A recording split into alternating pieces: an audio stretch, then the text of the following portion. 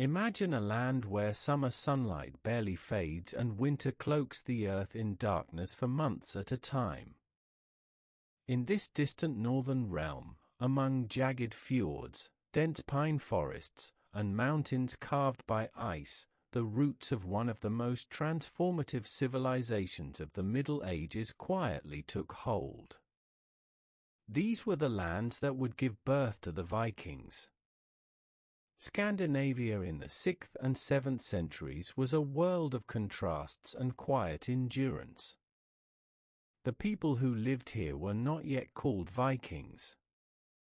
They were the Geats of southern Sweden, the Svea who would give Sweden its name, the Danes who held the southern lands, and dozens of other tribal groups scattered along the wild Norwegian coast.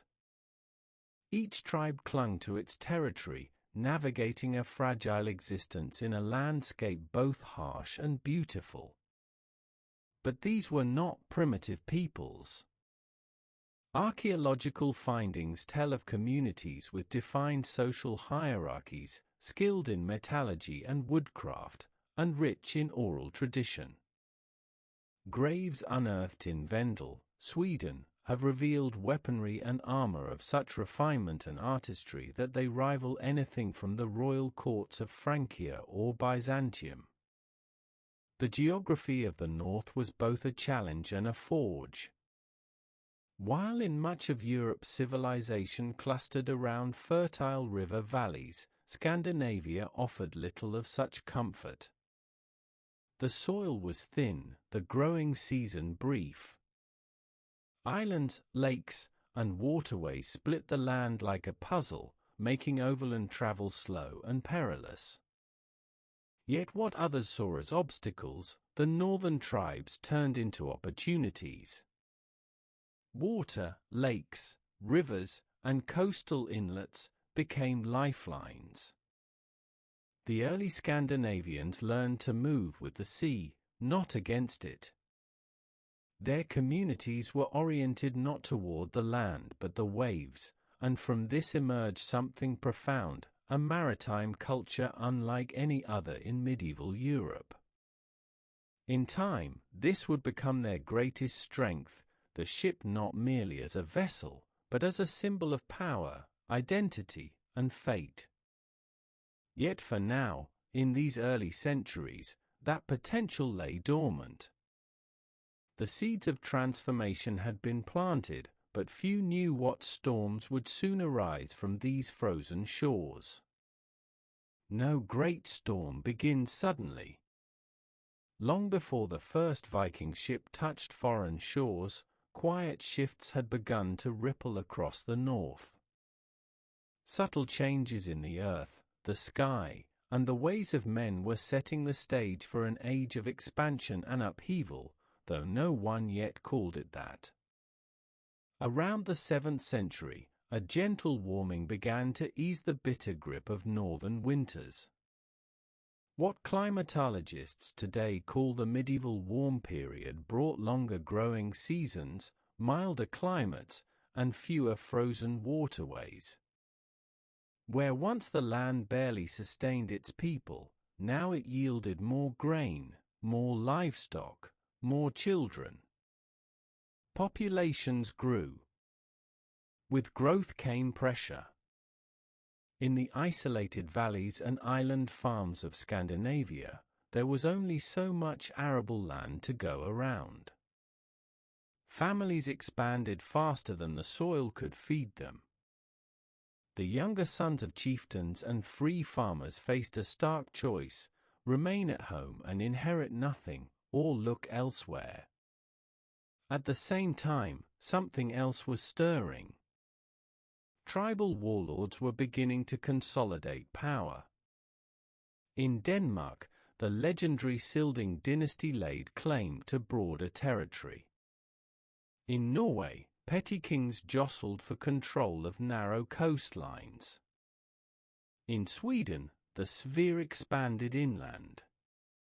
What had once been loose networks of kinship and village councils began hardening into more centralized rule.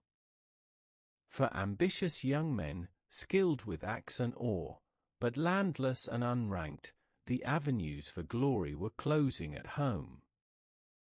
But if power was slipping from their grasp in the fjords and forests, the sea offered a different path. Whispers of opportunity came from the south. Tales of monasteries heavy with silver but unguarded. Of merchant towns fat with grain and cloth. And of kingdoms too divided, too complacent, to see danger on the horizon. The Scandinavians did not yet call themselves Vikings. That word, Vikinger, would come later. But the forces that would shape their world were gathering, quietly and inevitably, like storm clouds behind distant mountains. As the earth warmed and power consolidated, something else began to take shape in the hearts of northern men, a new kind of identity. Not farmer, not shepherd, not even chieftain, but warrior. This was not sudden. For generations, Scandinavian men had taken up arms to protect their villages or to settle disputes between rival clans. But by the late 7th and early 8th centuries, war was no longer merely a seasonal necessity. It was becoming a profession. And those who excelled in it, a class apart. The growing pressures of overpopulation, the rise of petty kings, and the promise of plunder abroad gave rise to a new kind of young man, bold, ambitious, and willing to risk everything. These were not outcasts or criminals. They were second sons, disenfranchised nobles, and restless dreamers. What they lacked in land, they sought to gain through steel. But a warrior needed more than bravery. He needed a ship. It was in these years that the great Scandinavian innovation emerged, the longship. Sleek, swift, and shallow-draughted, it could glide across open seas or up narrow rivers. It could land on beaches or strike deep inland. Unlike the ponderous vessels of southern Europe, the longship moved like a living thing, fast, silent, and deadly. To command such a ship was to hold power. A man who owned one could gather a crew, lead a raid, or carve out his own fortune. And in doing so, he could transcend the limits of his birth. The rise of the warrior class brought new customs, new expectations. Loyalty to kin was replaced by loyalty to the crew. Reputation was forged not in fields or council halls, but on the edge of a sword. Tales of bravery began to circulate, carried from hearth to hearth, and slowly a new ethos was born, one that glorified not the man who stayed, but the one who went. Thus, long before they raided a single monastery, the transformation had begun. The Viking was not born in blood, but in yearning, for honor, for freedom, for more than the land could offer. In most of medieval Europe, power came from land, from the size of one's fields, the number of peasants one commanded, and the walls of the castle that guarded them. But in the north, among the rocks and pine and endless coastlines, power had a different shape, long, curved, and made of oak. The ship was more than transport. It was more than a tool. It was the beating heart of early Scandinavian society. The longship, clinker-built, with overlapping planks and a keel that danced atop waves, was a marvel of engineering. But it was also something deeper. It was a floating symbol of wealth, of status, of divine favor. To command a fine ship was to be a leader. To own several was to be a king. Crafting such a vessel required not just wood, but wisdom. The best builders understood the subtle balance between strength and flexibility, between speed and space. Every curve, every rivet, was a product of accumulated knowledge passed down through generations. And so the ship became central not just to travel, but to identity. In life, a chieftain might gather his men aboard and sail for distant shores. In death, he might be buried within the very hull that had carried him. Some graves from this period, found in places like Osberg and Gokstad in Norway, reveal ship burials of stunning richness. The dead lie surrounded by weapons, jewelry, food, and sometimes servants, their final journey imagined as another voyage across the cosmic seas. These ships, resting in the earth, tell us something else too. They speak of a people who saw no clear boundary between land and water, between life and myth. Where others saw the sea as a barrier, the Scandinavians saw it as a road, a path not only to new lands, but to greatness. Before the first foreign raid, before the first coin of plunder was seized, the transformation had already begun. The sea had made them mobile. The ship had made them daring.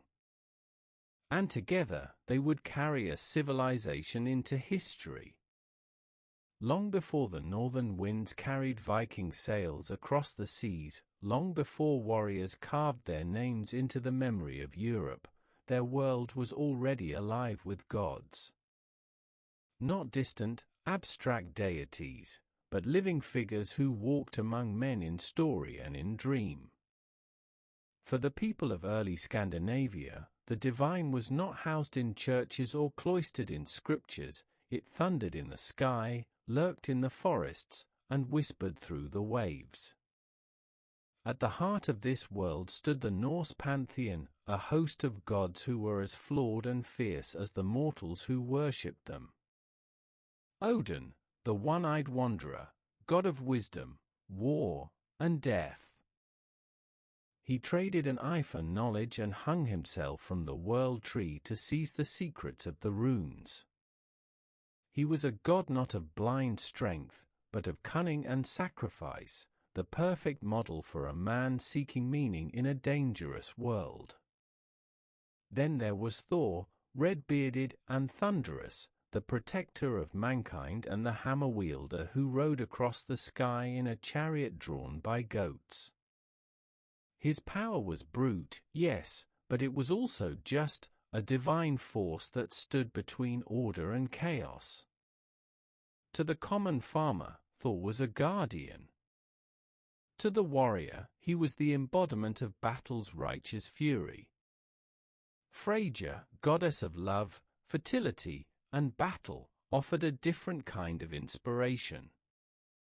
She chose half the dead to dwell with her in Folkvanger, while the other half went to Odin's hall of Valhalla.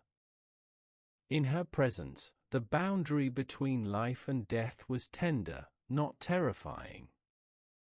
Her influence spoke to the essential duality of Norse belief, that beauty and war, love and loss, were always intertwined. But the gods were not mere metaphors. They shaped daily life. Their names were invoked before voyages. Their blessings were sought in childbirth, harvest, and war. Sacred groves and simple wooden temples dotted the landscape, places where animals were sacrificed, runes were carved, and oaths were sworn under skies heavy with meaning. In this world, fate, or Wyrd, as it was known, held all things in its weave. Even the gods themselves were subject to destiny, for they too were fated to die at Ragnarok, the twilight of the gods. This deep fatalism gave Norse culture a paradoxical courage. If all must fall, then what mattered most was how one lived before the end.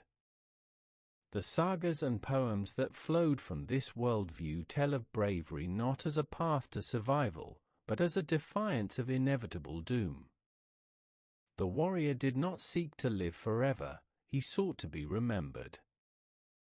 Glory, then, was the true reward. And to die sword in hand was not a tragedy, but a triumph, a ticket to the feasting halls of eternity. This belief infused every aspect of early Viking society. A raid was not simply a theft, it was a test of divine favor. A voyage into unknown waters was not a gamble, but a sacred journey. To explore, to fight, to face death with laughter, these were holy acts, echoes of the gods' own battles and wanderings. Even the landscapes of Scandinavia reflected this mythic consciousness. The jagged cliffs, the boiling seas, the auroras in the sky, all spoke of a world shaped by titanic forces. Mountains weren't just geology, they were the bones of giants. The wind wasn't mere weather, it was the breath of spirits. In such a world, every step, every wave, every breath was threaded with sacred meaning. Religion was not separated from life, it was life. And it provided the moral logic of expansion. To leave home in search of wealth, to risk death for fame, to live fiercely and die free, these were not just personal choices.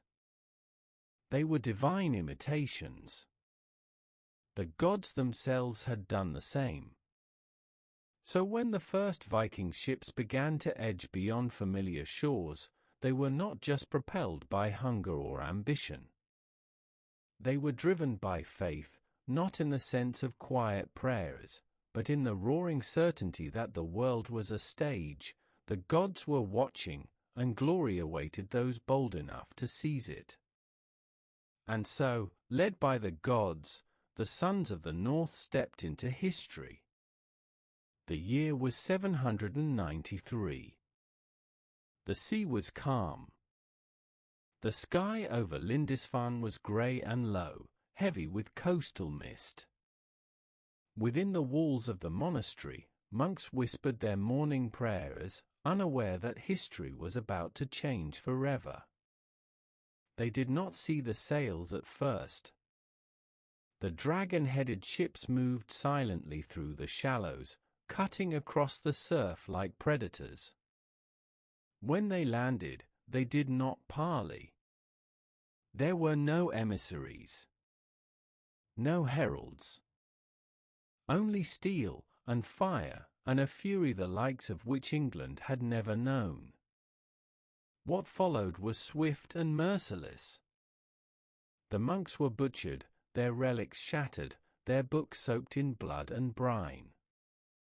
Treasures of faith, golden crosses, jeweled altars, holy manuscripts, were stripped and heaped into the ships.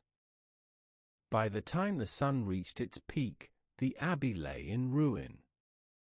And the raiders were gone. This was not a random act of cruelty. It was something more.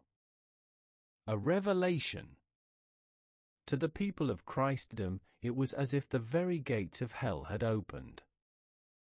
But to the Northmen, it was a signal fire, the proof that southern wealth was real, and that the gods smiled on those bold enough to take it. The Lindisfarne raid was not the beginning of Viking expansion. It was its declaration. And it sent shockwaves through Europe. For centuries, the Church had been the moral and cultural center of medieval life. Monasteries were thought to be untouchable, protected by holiness, removed from the affairs of war. Yet here was proof that the old gods still had teeth, and that Christian sanctity could be torn apart like any fortress. In royal courts from Wessex to Aachen, fear turned quickly into policy. The monks' blood had barely dried before word reached the ears of kings. Who were these men, they asked, who came from the sea like shadows and struck like thunder? And how could they be stopped? But the Northmen were already gone. Their ships vanished back into the grey mist, into the silence from which they had come. And in their wake, they left more than destruction. They left a terrifying realization: Europe was not safe. Not its churches. Not its coasts. Not even its soul. For the Scandinavians, Lindisfarne was something else entirely. It was a legend in the making. Stories of the raid swept through the fjords, repeated around hearthfires and mead halls with awe. The treasures of the monks, the ease of the assault, the panic of the Christians, it all confirmed what many had suspected, that glory, wealth, and renown waited across the sea. Within a few seasons, more ships set sail.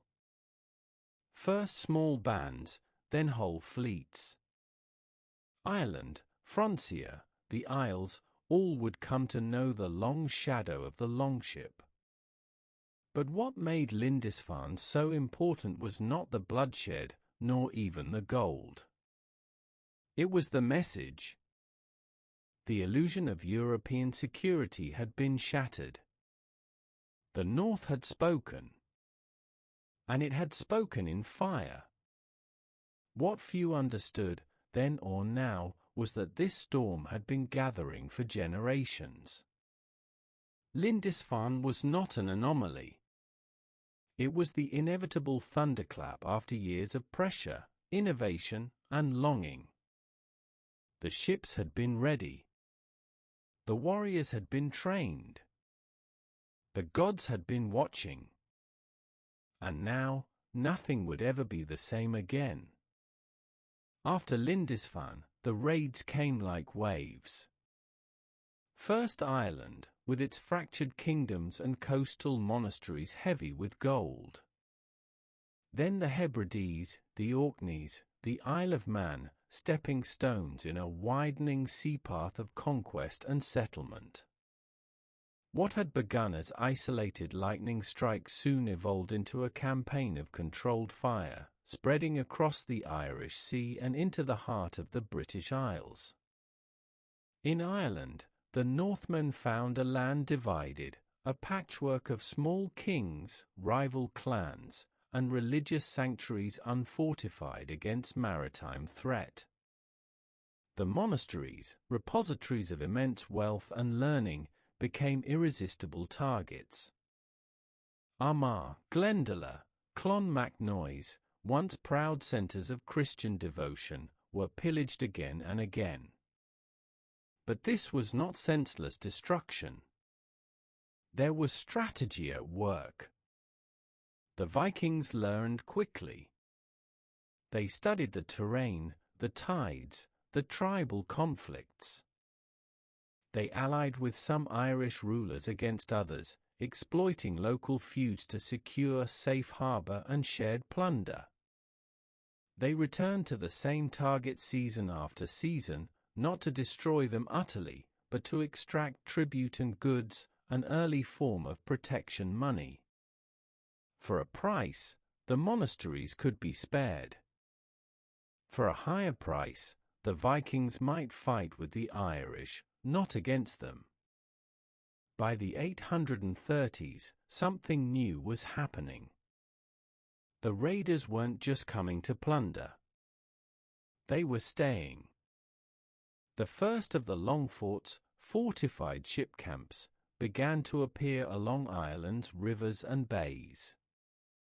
These were not temporary encampments. They were the beginnings of towns. Strategic, defensible, and permanent. The greatest of these was Dublin, the Black Pool, a sheltered inlet where the Poddle River met the Liffey. Founded around 841, it began as a Viking naval base, a place to overwinter and repair ships. But it grew rapidly. Traders came. Craftsmen set up workshops.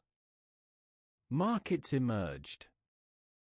A town took root, the first true city in Irish history. From Dublin, Viking influence radiated outward.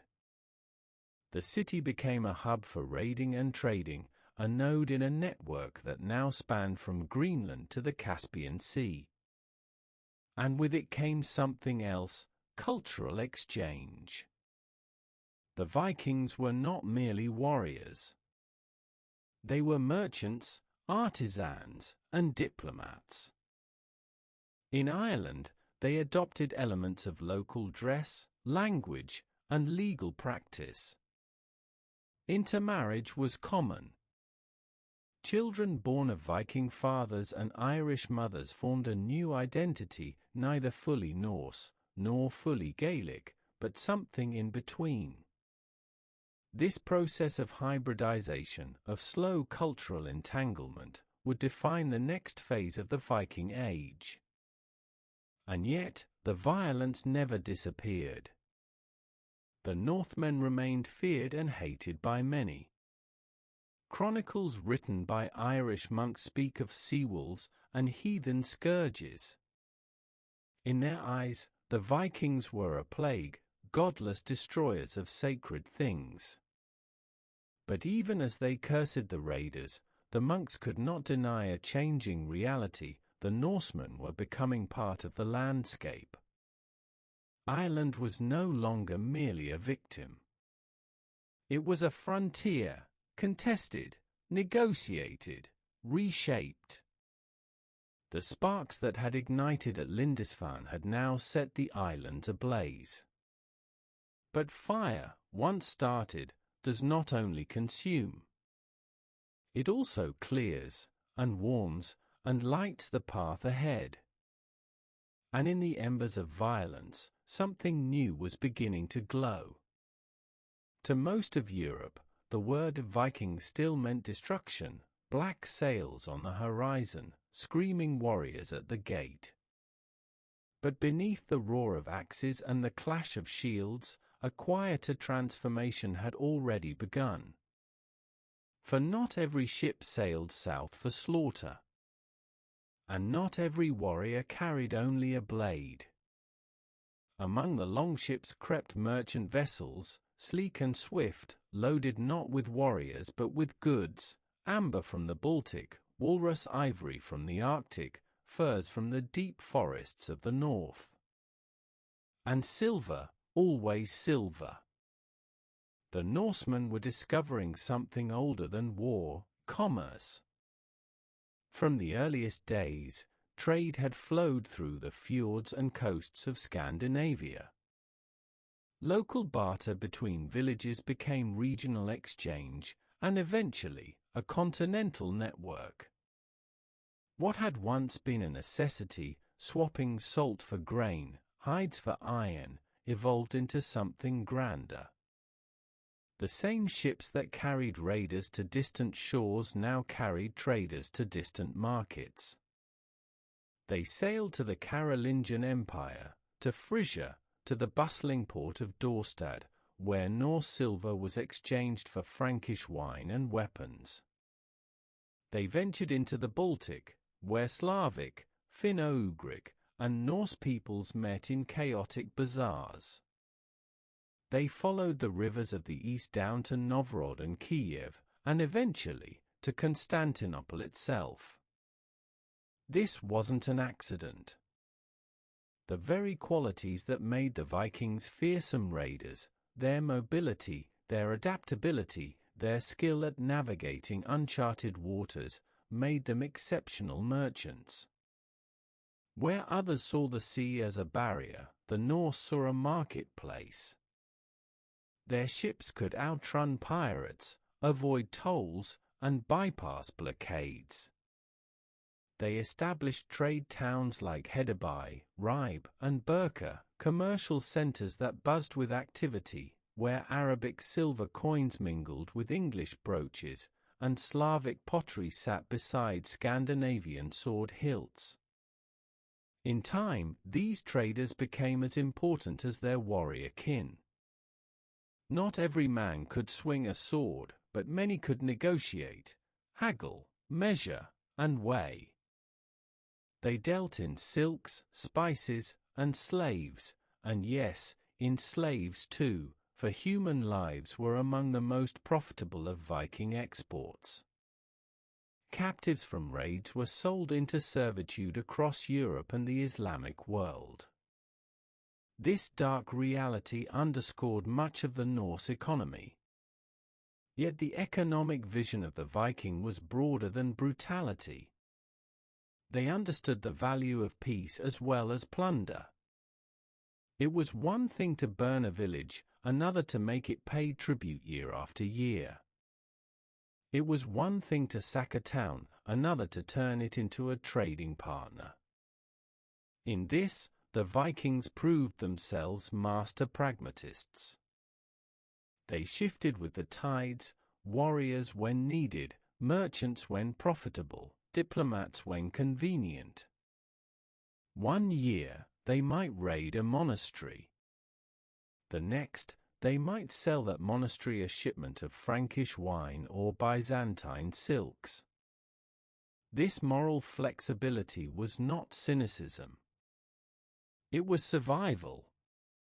Europe, too, began to adapt. Kings and bishops realized that not every Norseman was an enemy.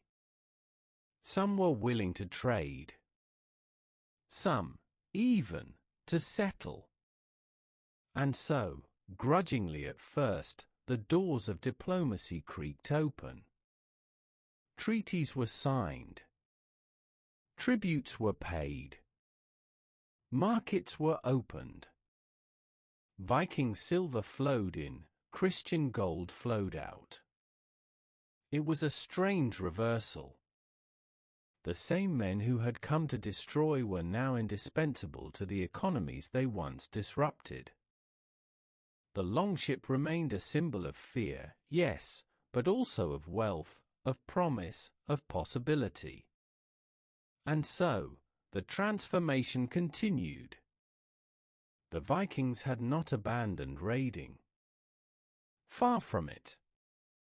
But now, alongside the warrior, stood the merchant. And together they would shape a world far more complex and far more powerful than either could have imagined alone. After Lindisfarne, after the sack of Iona and the burning of Armagh, stories moved faster than ships. They leapt from one fjord to another, from longhouse to longhouse, carried on the lips of skalds and the breath of merchants. They were tales of monks trembling before steel, of gold gleaming in the torchlight, of foreign lands ripe for the taking. And so, the fever spread. Across Norway, Denmark, and Sweden, young men listened. Sons of chieftains with no inheritance, ambitious farmhands with sharp blades and sharper dreams, they gathered crews, built ships, and sailed. Not because they were desperate, but because they were hungry. Hungry for glory, for silver, for songs sung in their name. The Viking world was being transformed by its own momentum. This was not a migration of peoples. It was a rush, a movement with the energy of gold-lust and the rhythm of war drums. Every successful raid proved that fortune favored the bold. Every returning ship, heavy with silver chalices and foreign silk, drew more men to the cause. Within a decade, what had begun as isolated raids had become an organized system. Waves of expeditions swept across the coasts of Britain, Ireland, and Francia. Ports were mapped. Defenses studied. Wealth measured. The raiders were no longer stumbling upon opportunity, they were planning around it. Ireland's fragmented kingdoms provided perfect conditions. A monastery on the coast was like a bank without guards. Frontiers' divided political landscape allowed Vikings to raid one province while another watched, helpless or indifferent. England's kingdoms, still loosely unified, scrambled to respond, some paying tribute, others raising fortifications, many simply praying. The Norse called these tributes Danegeld, Dane gold. But in truth, it was a tax on fear. Kings paid it not to win, but to delay. They bought time with silver, knowing that time was a fragile currency. For the Vikings, this new income changed everything. Suddenly, a successful raid did not just bring honor. It brought influence. A man who led a crew to frontier and returned with silver might purchase land, settle debts, or bribe his way into the favor of a local king. He could marry well. He could rise. And so the cycle deepened. Wealth fueled expansion. Expansion fed reputation. Reputation drew more men. And as the raids grew, so too did the sophistication of the raiders. Gone were the small hit-and-run bands. Now came fleets, dozens of ships, hundreds of men. They established semi-permanent bases along rivers and inlets. They learned when to strike for plunder and when to extract tribute. Some even began negotiating before attacking, offering peace in exchange for payment, and only raiding when refused. The line between pirate and politician blurred. And behind it all was the ship, still the lifeblood of the movement, still the silent engine of this northern tempest. The longship allowed not just sudden violence, but swift escape, flexible movement, and, perhaps most importantly, unpredictability. No coast was safe. No river sacred. No sanctuary untouched. And yet, for all the destruction, something deeper was happening. The Norse were not just taking. They were learning. Every raid brought back more than treasure. It brought knowledge of local politics, of trade routes, of weak points and allies. The world beyond the North Sea was no longer mysterious. It was being mapped in memory, marked by experience, and folded into Viking strategy. By the mid-9th century, the gold fever had become more than a hunger for wealth. It had become a force, reshaping Scandinavia, reshaping Europe, and redrawing the boundaries of what was possible for a people once thought trapped by stone, ice, and isolation. The North had awakened. And it would not sleep again for centuries. To many, the Vikings seemed unstoppable, not just for their strength, but for the fear they carried with them. They weren't the largest armies Europe had seen, nor the best equipped. But they moved differently. They thought differently. And they brought with them a kind of warfare no one else had mastered. It wasn't just the raids.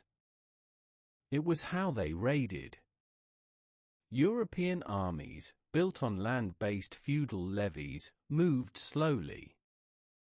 Campaigns took months to organize. Supplies had to be hauled across rough roads. Armies were bound to castles and fiefs. But the Vikings came from the sea, and the sea had no borders. One day the coast might be quiet. The next, longships might rise from the morning mist, fanning out across the rivers, slipping past defenses, striking villages and monasteries before anyone had time to react. Then, just as swiftly, they were gone.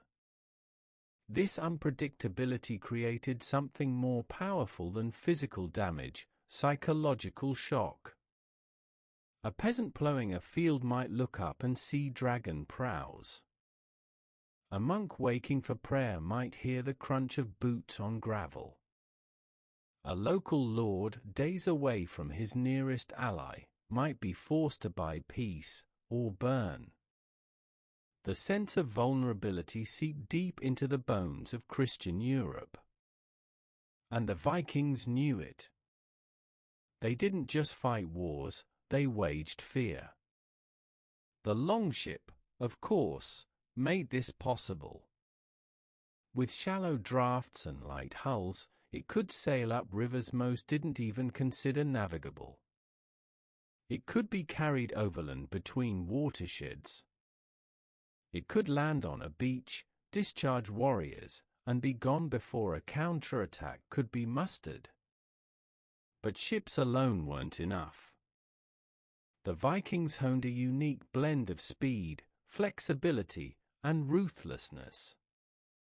They struck at dawn. They used intelligence networks to identify targets, sometimes even sending traders or envoys ahead to map defenses. They avoided open battle unless necessary, preferring raids, ambushes, and lightning strikes. They learned local terrain. They used hostages for leverage. They knew when to fight and when to offer peace for a price. They were, in many ways, the special forces of the early medieval world. And their terror wasn't only military. It was spiritual. By targeting monasteries, centers of learning, faith, and sanctuary, the Vikings attacked the symbolic heart of Christendom. They didn't just loot. They desecrated. Relics were shattered. Holy texts burned. Priests slaughtered. To the Christian mind, this was more than violence.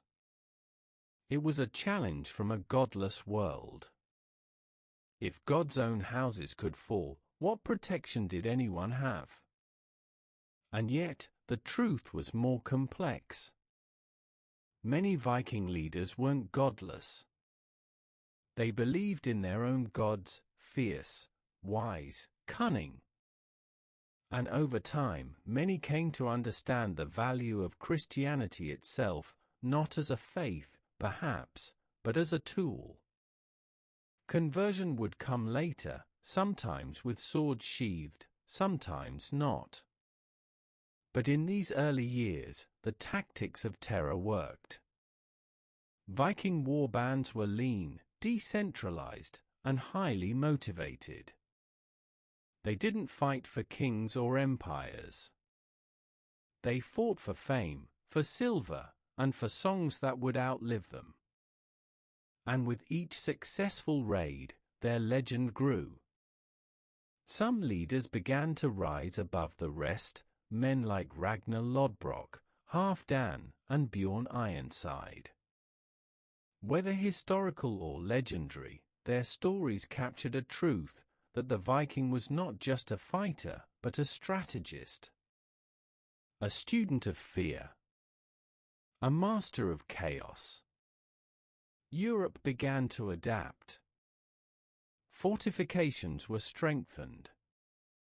Watchtowers built. Armies trained. Tribute was offered. Treaties signed.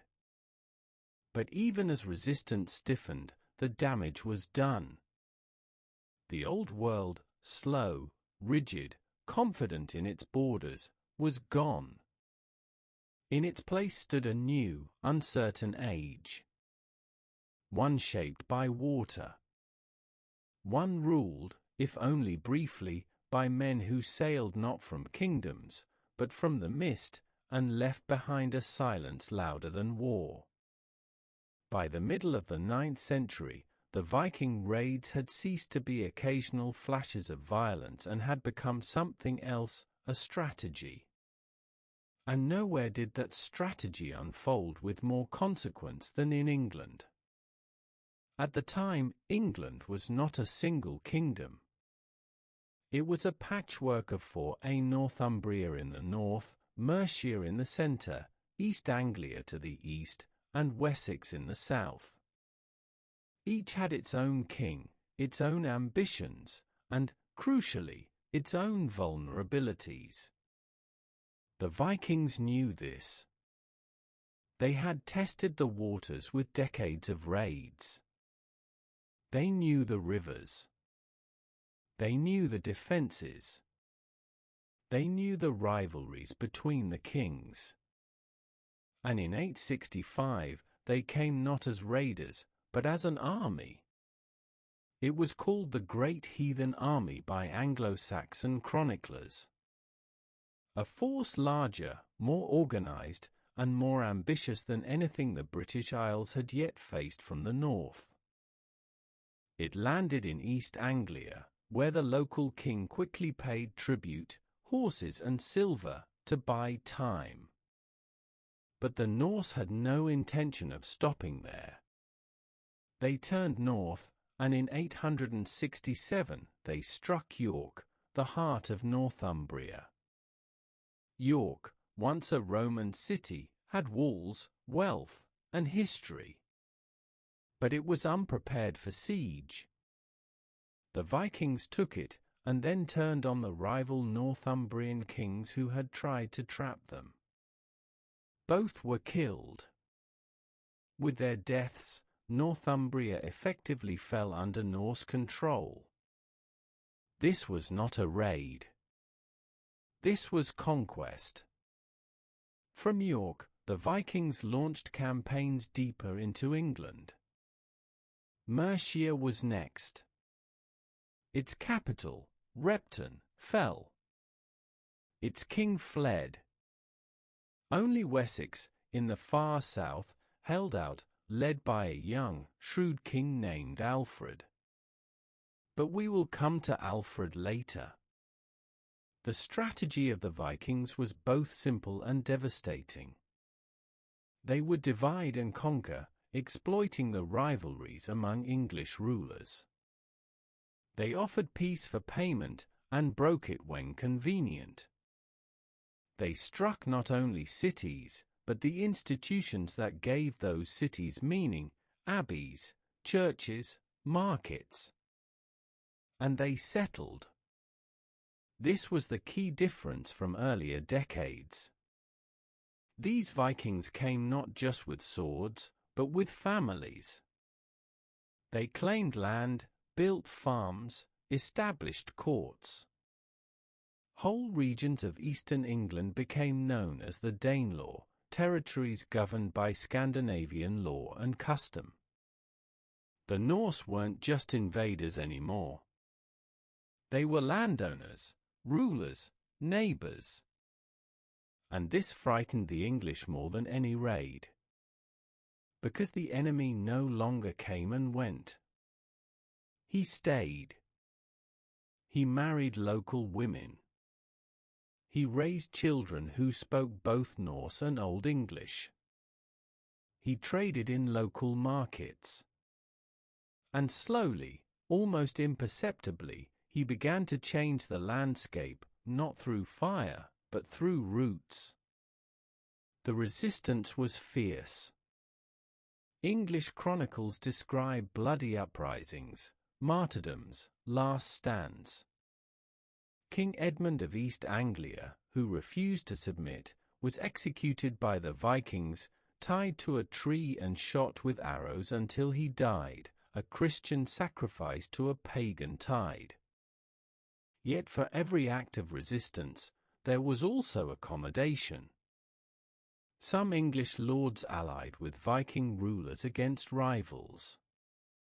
Some converted to Norse customs. Some fled. Others simply accepted the new reality and tried to survive within it. This was not just a war of armies. It was a war of cultures. The Norse brought their gods, their laws, their language. But they also brought their adaptability. And in England, as in Ireland, they began to blend. By the end of the 9th century, vast stretches of the East were effectively Norse. The old kingdoms of England were bleeding. And Wessex, the last stronghold, stood alone. But a new chapter was about to begin. Because in Alfred of Wessex, the Vikings would meet not just a warrior, but a mind as cunning and enduring as their own. As the 9th century drew toward its close, the Viking presence in England was no longer a question of invasion, it was a fact. From the Humber River to the fens of East Anglia, Norse leaders ruled in city and countryside alike. But with permanence came change. The raiders were evolving, and so were their leaders. Gone were the nameless warlords who had led early strikes. In their place rose figures of legend, men whose deeds, whether fact or folklore, shaped the memory of the age. Chief among them was Ragnar Lodbrok, a name spoken with awe and fear across the North Sea. Whether Ragnar was a single man or a composite of several leaders is debated, but the sagas tell of a warrior king who raided Paris, who fought serpents, who died in a pit of snakes after being captured by the Northumbrians.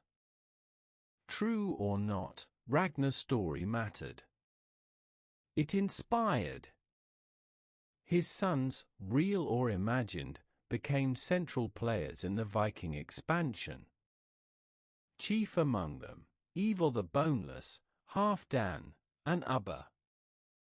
Eivor, in particular, stands out, not for brute strength, but for cold intelligence.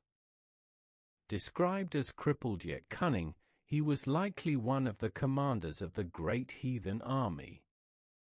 Under his guidance, the Vikings didn't just conquer, they administered.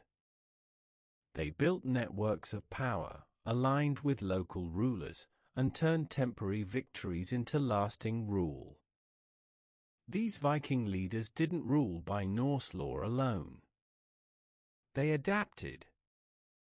In the Danelaw territories, we see early signs of hybrid governance, Scandinavian customs blended with Anglo-Saxon legal traditions. Viking earls began issuing charters. Coins were minted with both Norse and Christian imagery. Towns like York and Lincoln became commercial hubs, where Arabic silver mixed with Frankish wine, and Norse traders mingled with English craftsmen. This was not cultural destruction. It was cultural entanglement. And yet, while Viking leaders were growing in power and prestige, they were not unchallenged. For in Wessex, a quiet revolution was underway. Alfred, king of the last unconquered English kingdom, understood what few others did, that the Viking threat was not temporary. It was systemic. And so he responded in kind, not with panicked resistance, but with reform. He reorganized the military, building fortified towns called burhs, early versions of castles that could resist Viking assaults. He created a standing army and a navy of his own, designed specifically to counter the longship's mobility. But more than that, Alfred understood the battle was also intellectual. He promoted literacy, education, and the preservation of Christian texts. He translated Latin works into English. He commissioned the Anglo-Saxon Chronicle, a historical record that would shape English identity for generations. To resist the Vikings, Alfred believed England had to know itself. And in 878, at the Battle of Edington, he proved his vision. There, Alfred faced the Viking leader Guthrum, whose army had pushed deep into Wessex. The battle was brutal.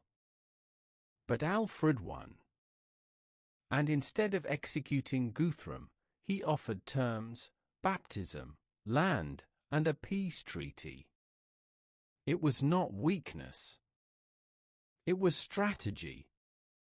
By recognizing Guthrum as a legitimate ruler of East Anglia, under Christian law, Alfred created a political balance. The Danelaw would remain.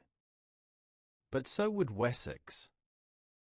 For the first time, an English king had not just survived a Viking assault, he had turned it into a negotiated peace.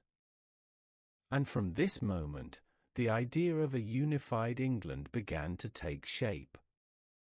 The Viking kings, for all their strength, were now part of the system they had once sought to overthrow. Some would resist this change. Others would embrace it. But the tide had shifted. The age of simple raids was ending. The age of kingdoms, Norse and English alike, was beginning. When Guthrum accepted baptism and peace with King Alfred, he did more than end a war, he affirmed a new political reality. Large swaths of England were now under Scandinavian rule, not just in name, but in function. This territory would be known as the Danelaw, a vast region governed not by the laws of Wessex, but by the customs of the north. It stretched from the Thames to the Tees, from the Wash to the Pennines, a great arc of land where Norse settlers farmed, judged, and ruled. But what did this rule look like? It was not the lawless tyranny feared by English monks. Nor was it a simple transplantation of Scandinavian society. Rather, the Danelaw was something more subtle, more complex, a hybrid system, shaped by necessity and forged in adaptation. The Vikings brought with them thing assemblies, traditional Norse councils where free men debated, judged disputes, and elected leaders. These assemblies were local, communal, and rooted in oral tradition. Justice was not top-down. It was negotiated. Compensation for wrongs, were guilt, was preferred over punishment. Honor was restored not by imprisonment, but by balance. In many Danelaw regions, these things were layered onto existing Anglo-Saxon structures. Old shires remained, but their governors were now Norse. Existing towns were reshaped, not destroyed, but reoriented. Streets changed. Markets expanded. Churches sometimes stood beside temples, at least for a while. Language shifted too. Place names tell the tale. Where you see endings like by, Grimsby, Derby, Whitby, you see Norse influence. By meant farm or settlement. These were not military outposts, but places where Viking families laid down roots. Where Thorpe, Thwaite, or Kirk appear, you find further signs of cultural blending. A landscape renamed is a people reimagining their world. Even law codes bear witness. In the early 10th century, when Alfred's successors began integrating Danelaw lands, they didn't erase Norse law. They codified it. They recognized its legitimacy. They recorded it side by side with Anglo-Saxon customs. This legal pluralism was radical for its time. It acknowledged that different people, with different traditions, could live under a shared crown without sacrificing identity. And beneath the law was the land. Viking settlers brought not only swords but plows. They farmed barley and oats. They raised livestock. They dug irrigation channels and cleared forests. Archaeological evidence reveals longhouses adapted for English soil, a fusion of building techniques suited to a hybrid life. Trade flourished too. Towns like York, once Eoforwick, became bustling centers of commerce. Norse silversmiths worked beside English potters. Coins from the Islamic world, marked in Arabic, have been found alongside local currency. The Danelaw was not isolated. It was plugged into the growing web of Viking trade that stretched from Greenland to Baghdad. But the heart of the Danelaw was not just economics or law. It was identity.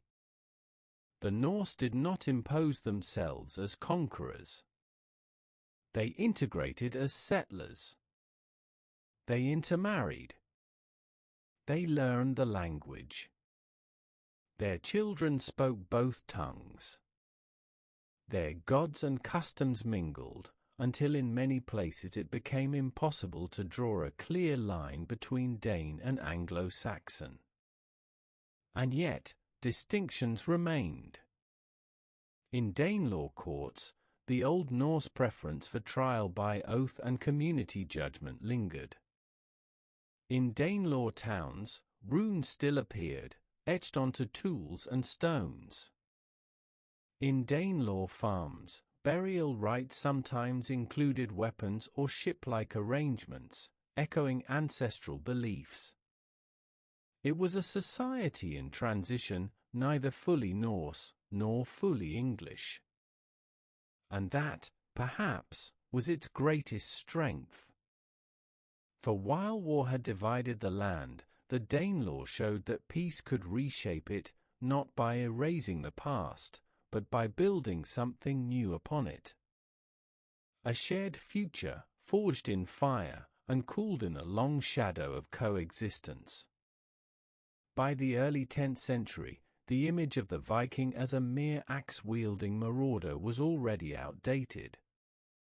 Though fear still lingered on the coasts of Europe, the men who had once come to burn and plunder were now building towns, cultivating fields, and managing wealth. The sword was no longer their only tool. Silver had become just as powerful. Trade had always followed the longship, but now it flourished in new ways. Norsemen were no longer content to seize wealth, they had learned how to make it grow. Take York, for example, or Jorvik, as the Norse called it.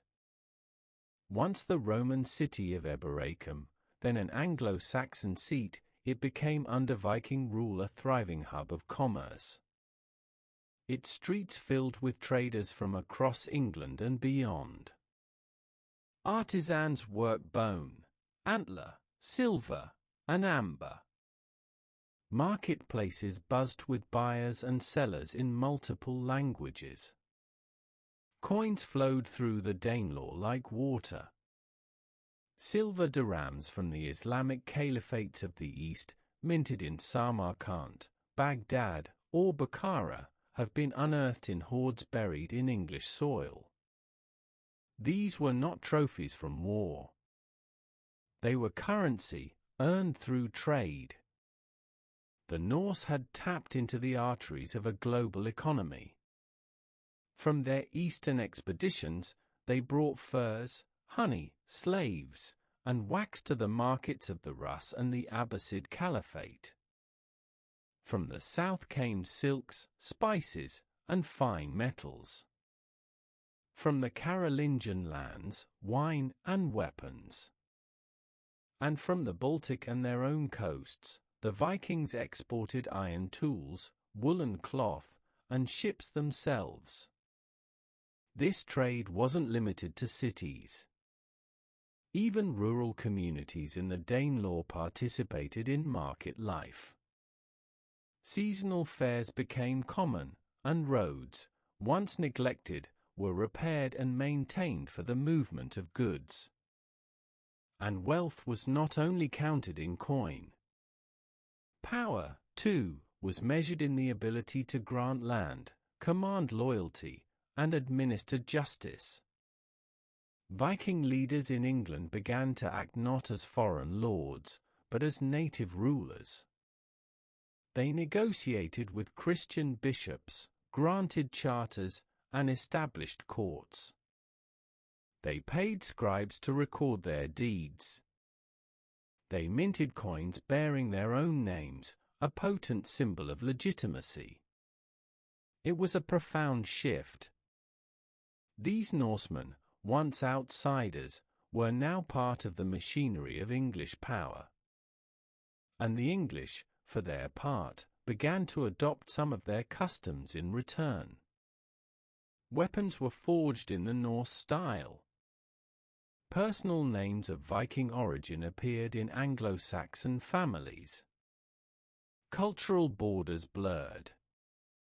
But perhaps the most striking example of this transformation was the emergence of Danegeld, payments offered by English kings to keep the Vikings at bay.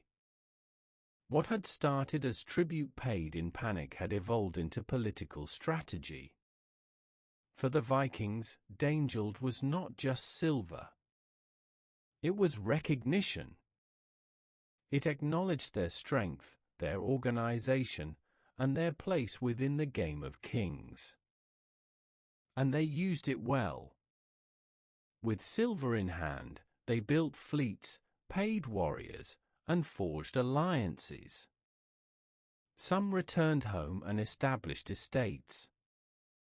Others reinvested in further ventures, west to Ireland, east to Rus, or back into England itself. Wealth had become the new weapon. And the Vikings were mastering it. This shift did not end violence. Raids still occurred. Battles were still fought. But the world was changing. The age of isolated plunder was giving way to a more sophisticated, entangled reality, one where Norsemen sat on thrones, ruled over markets, and wrote laws alongside the very people they once raided. The longship had opened the door. But it was commerce, not conquest, that would secure the Norse legacy in England and beyond. They had learned, as all great powers must, that the truest wealth lies not only in what one can take, but in what one can build. As the 9th century reached its height, the Norse gaze turned not only westward to the British Isles, but south, to the fertile lands of Francia, the heart of the Carolingian Empire. And just like in England, the rivers would be their roads, the longships their horses, and surprise their sharpest blade. The Franks, heirs to Charlemagne, ruled over one of the most prosperous territories in Europe. Its cities were rich, its monasteries overflowing with treasure, and its politics increasingly fractured. After Charlemagne's death in 814, his empire splintered into rival kingdoms, each weaker than the last. For the Vikings, it was a banquet laid bare. They had struck Francia before, as early as 799, but now they came in earnest. In 841, a fleet of Norse ships sailed up the Seine and looted Rouen. The next year, they pushed farther inland, reaching Paris. Again and again they returned. In 845, under the leadership of a chieftain named Reginharus, possibly the legendary Ragnar Lodbrok, a Viking fleet of 120 ships entered the Seine and laid siege to the city. Paris, ancient and proud, trembled. The Frankish King Charles the Bald, desperate and divided from his fellow rulers, paid an enormous ransom, 7,000 pounds of silver. And so, for the first time in its long history, Paris was spared, not by arms, but by payment. The Vikings had learned something vital. The rivers of Francia were keys, not only to wealth, but to leverage. They returned, again and again, sailing the Loire, the Garonne, and the Rhône, bypassing fortresses and outpacing Frankish armies.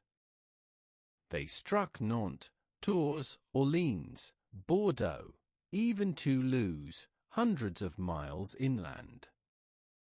They plundered abbeys, burned manors, and sometimes overwintered in makeshift camps along the river banks, building fortifications and launching further raids. But like in England, something changed. The Norse weren't content with loot alone. Some began to stay. They made alliances with local nobles. They fought for Frankish kings as mercenaries, and sometimes as rivals. The line between invader and political actor grew thin. And in the greatest of these shifts came Rollo, a powerful Viking leader who, in 911, negotiated a permanent settlement with the Frankish King Charles the Simple. In exchange for peace, Rollo accepted baptism, loyalty to the Frankish crown, and land, the mouth of the Seine, a strategic and fertile region that would become known as Normandy, the land of the Northmen. This was not surrender. It was a masterstroke of strategy. Rollo became the first Duke of Normandy, and his descendants would rule the region for generations. In time, they would become fully integrated into the fabric of France, adopting the language, building castles, founding abbeys. Yet they never forgot their origin. Even 2 centuries later, the Dukes of Normandy proudly traced their lineage to Viking forebears. And in 1066, one of them, William the Conqueror, would cross the Channel and change English history forever. But that is a story yet to come. For now, the rivers of Francia continued to bleed silver. The Carolingian response was inconsistent. Kings bribed where they could not fight. Fortresses were built, but often too late. An internal division sapped their strength. The Vikings, meanwhile, grew bolder. They attacked Lyon, reached as far as Italy, and even entered Andalusia, challenging the Islamic rulers of the Iberian Peninsula. Their ambition knew no boundaries. Their ships, no borders. Yet their raids were no longer blind strikes. They were calculated, strategic, political. They negotiated as often as they fought. They played rivals against each other. They extracted tribute not as thieves, but as powers to be reckoned with. And so, along the rivers of Francia, a new world was being shaped, one where the sword and the coin traveled side by side, and the Norse, once feared as demons, were becoming something more dangerous still, kings in the making. While the Western world reeled from the thunder of Viking raids, another tale was unfolding in the East, quieter perhaps, but no less profound. For the Norsemen who turned their bows toward the rising sun found not only plunder, but trade, and not only resistance, but opportunity. This was the age of the Varangians, Vikings who carved paths down rivers, deep into the Slavic lands and beyond. The Eastern Norse, mostly from Sweden, were called the Rus. Their longships sailed not the seas of Britain or Francia, but the vast river systems of what are now Russia, Ukraine, and Belarus. Here, the rivers served as roads into the heart of continents, the Volga, the Dnieper, the Don. Along these waters, the Vikings moved not with fire, but with furs. They brought amber, iron, and most importantly, slaves. In return, they took silver, silk, and spices. The lands they entered were not empty, but filled with Slavic tribes, Baltic peoples, and Finnic cultures. Conflict occurred, yes, but so did cooperation. The Vikings did what they always did best: they adapted. They established trading posts, fortified settlements that doubled as markets and military outposts. Among the most important was Novgorod, founded in the 860s. It became the gateway between Scandinavia and Byzantium, linking northern forests to southern empires. From Novgorod, they moved farther south to Kiev, a city that would become the heart of the Kievan Rus. In 882, a leader named Oleg, possibly Norse, possibly Slavic, seized Kiev and declared it the capital. A new political entity was born, not fully Viking, not fully Slavic, but a synthesis of both. And at its core stood Norse ambition. From Kiev, the Rus controlled key trade routes. They levied tolls, forged treaties, and grew rich. But their eyes looked still farther south, to Constantinople, the greatest city in the Christian world. The Byzantines called it Miklagard, the great city, and to the Rus, it was both a marvel and a magnet. Twice they tried to take it by force, once in 860, then again in 941. Both times, they failed. But failure did not end contact. It transformed it. In 945, a treaty was signed between the Rus and Byzantium. Trade flourished. Envoys were exchanged. And in a remarkable turn, Norse warriors, once attackers of Constantinople, became its defenders. This was the birth of the Varangian Guard, an elite unit of the Byzantine Emperor's personal bodyguard, made up of Norse mercenaries. Chosen for their loyalty, size, and ferocity, they served not only as soldiers, but as symbols of imperial strength. In their native tongue, they called themselves Varingjar, sworn men. For the Norsemen who made the journey, it was a path to honor and wealth. Many returned to the north with golden coins, silken robes, and tales of marble palaces. Their presence in Byzantium reshaped perceptions of the East, not as a distant world, but as a realm of riches and wonder. Yet the Eastern ventures were not only military or commercial. They were cultural.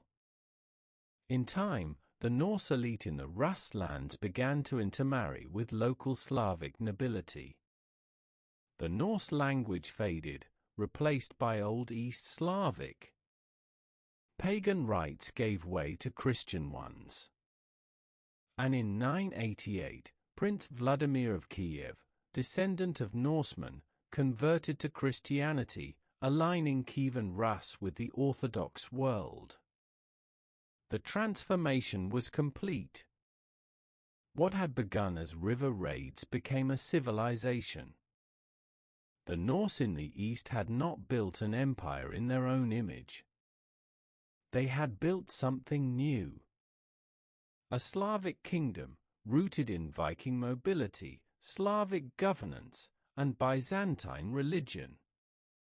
A civilization that would endure for centuries and eventually give rise to the Russian state. This was the other Viking legacy, less famous, perhaps, than their deeds in England and Normandy, but no less enduring. For while the Western Norse carved kingdoms by sea and sword, their Eastern kin traced a different path, one of rivers, diplomacy, and empire. While the tales of conquest and far-reaching voyages made Viking fame echo across the continents, one must not forget where it all began, among the forests, mountains, and fjords of Scandinavia itself.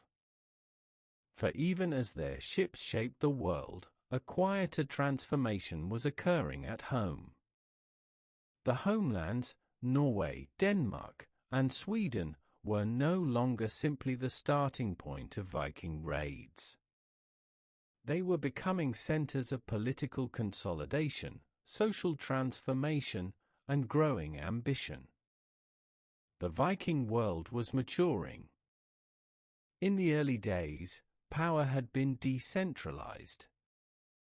Local chieftains, or jarls, ruled over small territories.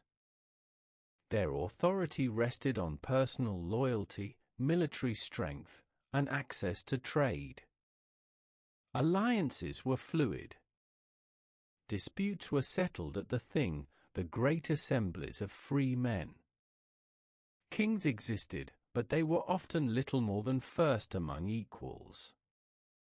Yet by the late 9th and early 10th centuries, a new pattern began to emerge.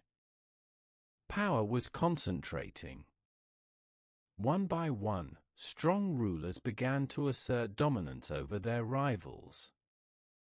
And with them came the birth of kingdoms. In Norway, the legend of Harald Fairhair stands tallest. Said to have unified the country after swearing not to cut his hair until he ruled all of it, Harald fought his way through rival jarls, eventually establishing himself as the first king of a united Norway around 872. His realm, though still contested, marked a turning point. From now on, Norway would look to kings, not just warriors, for leadership. In Denmark, the process was more gradual, but no less profound. Under kings like Gorm the Old and his son Harald Bluetooth, Denmark became a centralized realm with a royal court, a Christian church, and connections that stretched from England to the Holy Roman Empire.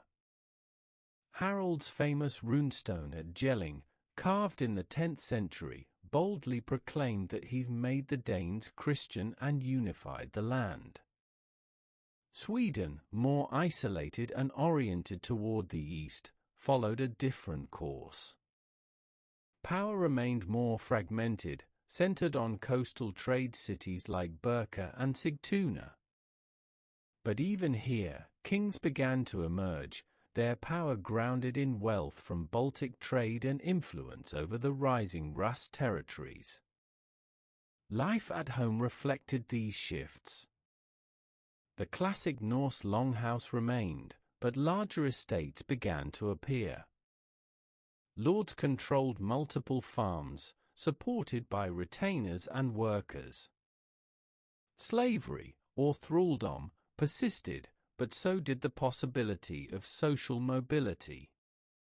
A successful warrior might return from abroad to build a hall, gain land, and enter the ranks of the elite. Religion, too, was changing. The old gods, Odin, Thor, Freyja, Loki, still held sway. Sacrifices were offered at sacred groves. Great feasts marked the seasons. But missionaries had begun to arrive, first from the Carolingian Empire, later from England. Some were met with violence. Others found willing ears. Kings saw in Christianity a path to legitimacy, a way to connect their rule to the broader European order. Churches began to rise beside temples. Crosses appeared alongside hammers. And slowly, the spiritual world of the Norse began to tilt. Yet for many, the heart of identity remained unchanged. Honor, kinship, and fame still drove daily life. The sagas, oral tales of family, vengeance, and fate, continued to guide behavior. Men swore oaths, sought justice through the law, and measured their lives not in years, but in deeds remembered. The home was still sacred. The hearth still burned with the fire of ancestors. The sea still called. But home was no longer just the start of a journey. It was becoming something more, a place of return, of rule, of memory. The Norse world was no longer just a launching point for others' histories. It was becoming the stage for its own. By the dawn of the 10th century, a new kind of Viking power had taken root, not in the frozen fjords of the north or the winding rivers of the Russ, but on the rich soil of northern France. This was Normandy, the land of the Northmen, and its story would shape the future of Europe. The roots of Normandy lay in conflict. For decades, Viking ships had ravaged the coasts of Francia, burning towns, looting monasteries, and sailing deep into the interior. Kings had tried everything: armies, fortresses, and vast ransoms. But nothing stopped the tide. And so in 911, King Charles the Simple tried something different: diplomacy. He offered land to a Viking leader named Rollo, land in exchange for peace, for loyalty, and for baptism. Rollo accepted. He was baptized, took the Christian name Robert, and swore fealty to the Frankish crown. In return, he received territory around the lower Seine River, centered on the ancient city of Rouen. This was the birth of Normandy, not as a Viking colony, but as a duchy within the Frankish realm. But this was no ordinary vassal state. Rollo and his followers brought with them a Norse identity, bold, pragmatic, and fiercely independent. They quickly adapted to the ways of their new land. They learned the Romance language of the Franks, adopted Christian customs, and intermarried with local nobility. Within a generation, they had ceased to speak Norse, but not to act with Norse ambition.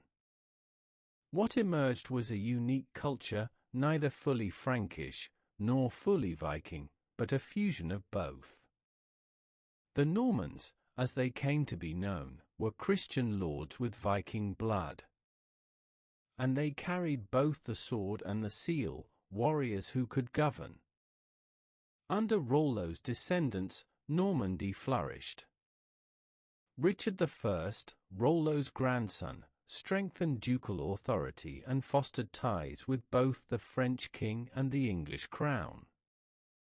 He encouraged trade, built castles, and founded monasteries. Rouen grew into a major city. Norman lords grew rich on agriculture and commerce, but they remained military men, trained in war, proud of their northern heritage. Normandy's position was strategic. It lay just across the Channel from England and served as a crossroads between the North Sea and the heart of Francia. Its ports welcomed merchants from Scandinavia, England, and the Mediterranean. Its armies, disciplined and well-equipped, became a force unto themselves. But Normandy's ambition did not stop at its borders. The Normans, restless as ever, began to look outward. Some served as mercenaries in southern Italy. Others joined pilgrimages to Jerusalem. They brought their horses, their castles, and their warcraft wherever they went. Their leaders dreamed not only of protecting Normandy, but of expanding it. And so, the legacy of the Vikings lived on. Not in the dragon-headed ships of old, but in the stone keeps of Norman castles. Not in raids upon monasteries, but in alliances, treaties, and wars waged between kings. This transformation was one of the most remarkable of the age. In less than a century, the Norsemen who once burned Paris had become French-speaking Christian lords, ruling one of the most powerful duchies in Europe. Their strength came not from conquest alone, but from adaptation, the ability to change without losing the spirit of who they were. And that spirit would soon cross the sea once more, to England and beyond. But even before that fateful crossing, Normandy stood as proof of what the Vikings had become, not just raiders, not just settlers, but shapers of kingdoms, capable of forging not only fear, but dynasties. For centuries, the Norse world had stood outside the Christian order of Europe, proudly pagan, guided by gods of thunder and trickery, bound by oaths sworn under open skies. Their faith was not built in cathedrals but in forests, at stone altars, in the sacred stillness of nature. And yet, by the 10th century, a transformation was quietly sweeping through the north. The Vikings were becoming Christian. It did not happen all at once, nor everywhere at the same pace. And it was rarely about piety alone. The shift was born of politics, power, and diplomacy, as much as of faith. The process had begun at the fringes. Viking settlers in Ireland, England, and Francia had already encountered the Christian world in daily life. Some had married Christian spouses. Others had accepted baptism to secure peace, land, or legitimacy. These conversions were often pragmatic. A baptized Viking might still offer to Thor in private. But in time, something deeper took root. Kings began to see Christianity not as a threat, but as a tool. It offered more than a god, it offered structure. It came with literacy, law, alliances, and recognition by powerful rulers to the south. To be Christian was to be part of Europe. To be pagan was to be isolated. In Denmark, the turning point came under Harald Bluetooth, the same king who erected the Great Jelling Stone. In bold runes, he declared that he had made the Danes Christian. The truth, of course, was more complicated. Harald had faced pressure from the Holy Roman Empire, whose missionaries pushed hard at Denmark's southern border. Conversion was a means to preserve sovereignty. Harald accepted baptism. He built churches. And he demanded that his subjects do the same. But old gods die slowly. In rural Denmark, Norway, and Sweden, the ancient rites continued for generations. Great temples at Uppsala and Leira still hosted sacrifices. The thunder of Thor still echoed in folk tales. And even Christian kings hedged their bets, invoking Christ in court, while muttering charms to ward off Odin's wrath. Yet the momentum was clear. In Norway, Olaf Tryggvason and later Olaf Haraldsson, later Saint Olaf, used force to impose Christianity. Pagan shrines were burned. Refusals to convert were met with exile or death. Resistance flared, especially in the highlands and along the coast. But over time, the cross replaced the hammer. In Sweden, the process was slower, a tension between Eastern paganism and Western Christianity. Kings like Olaf Skotkonung, baptized around the year 1000, issued the first Christian coins, but kept peace with both old beliefs and new. Sweden's full conversion would take longer, generations longer. The shift changed more than worship. It brought writing in the Latin script. It brought stone churches, built to last. It brought laws codified by scribes and kings advised by bishops. It brought the Norse into the chronicles of Europe, no longer as barbarians, but as brethren. Even language bore witness to the change. The Old Norse word for heathen, hying, faded from use. Crosses were carved into swords. Grave goods disappeared. Burial customs shifted from ship mounds to simple Christian plots. Yet the Norse did not lose themselves.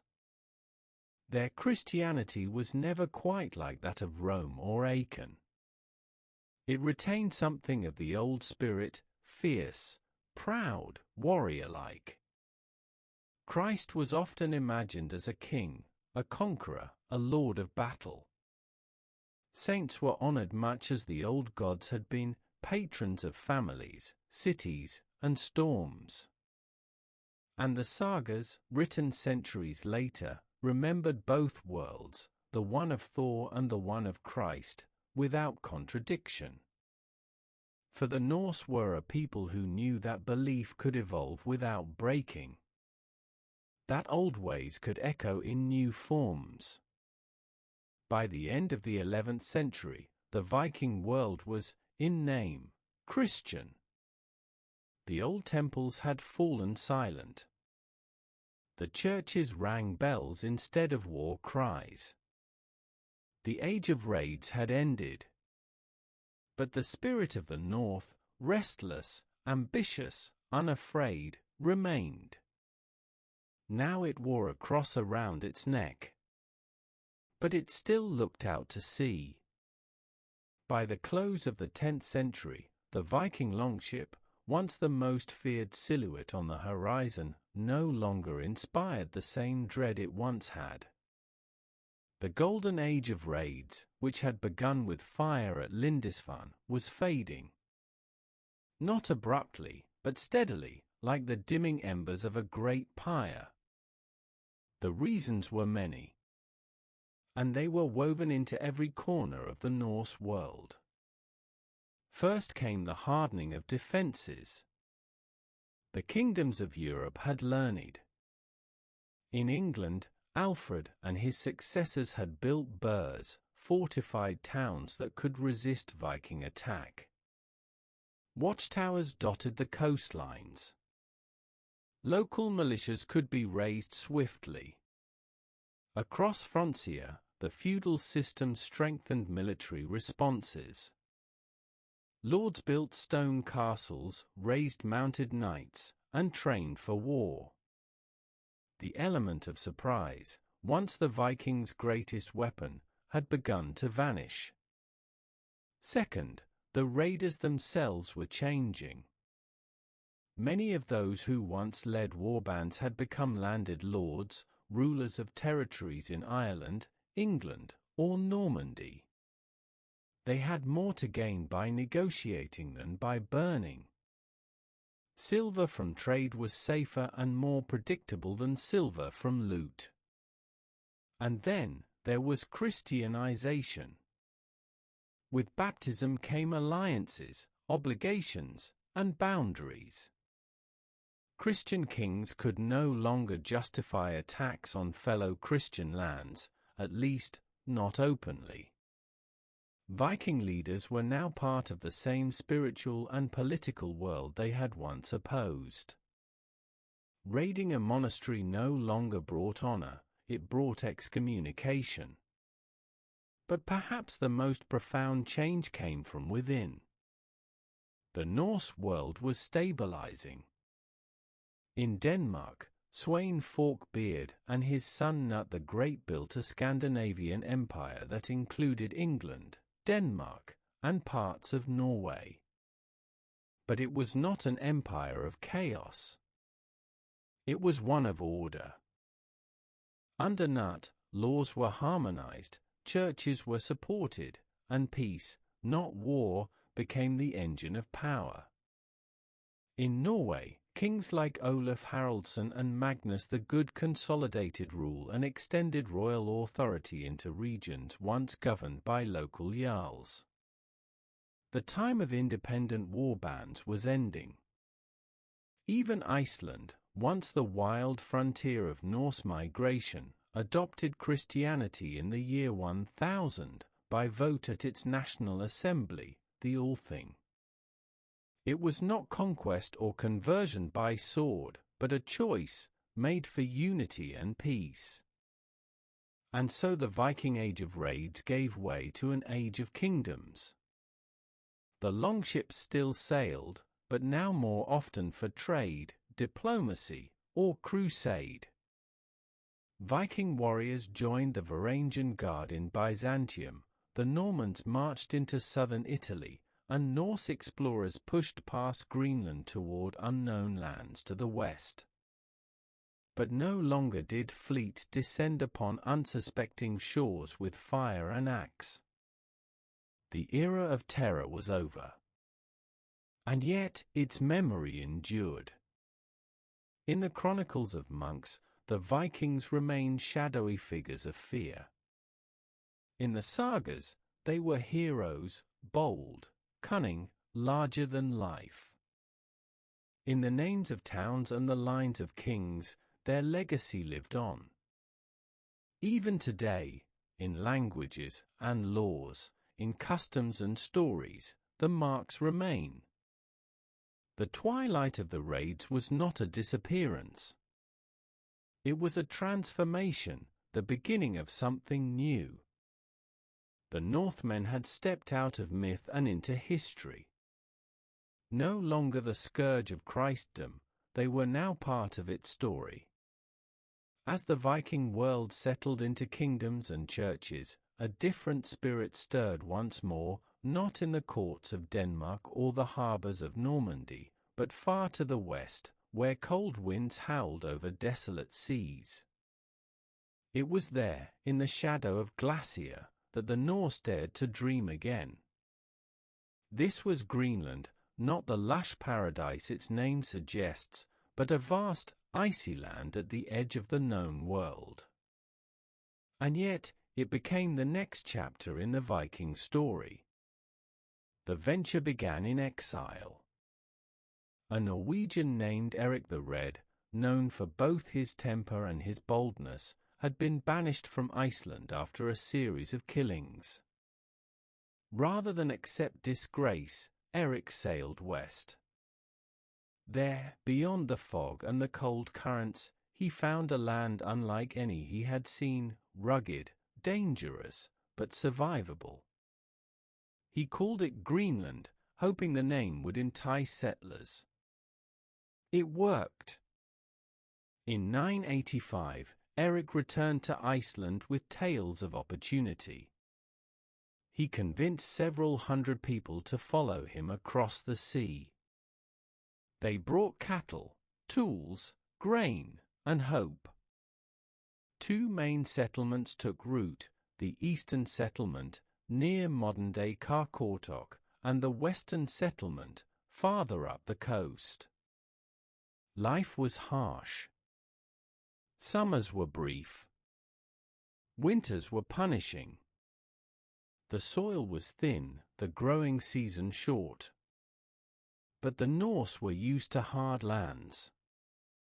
They built sod houses, fished the fjords, and raised livestock. They traded with the Inuit, who had inhabited parts of the Arctic, though not always peacefully. Despite the hardship, the Greenland colonies endured for centuries. At their peak, they may have numbered over 5,000 people. They built churches, simple, stone structures that still stand today. They held assemblies. They paid tithes to the Bishop of Norway. And they clung fiercely to their identity as Norse Christians, even as Europe began to forget them. But Greenland was never just about survival. It was a gateway. To the west lay rumors of land beyond the sea, cited by fishermen, whispered by skalds. And it was from Greenland, around the year 1000, that Eric's son, Leif Erikson, would set sail. What he found was Vinland. a land of wild grapes and forests, richer than Greenland, softer than Iceland. Scholars debate its exact location, likely somewhere in Newfoundland, but the sagas speak clearly. The Norse had reached the continent now known as North America 5 centuries before Columbus. They built a small settlement, likely at Elant's auxiliary meadows, a place of sod walls and iron nails. They traded with indigenous peoples. But they did not stay. The distance was too great.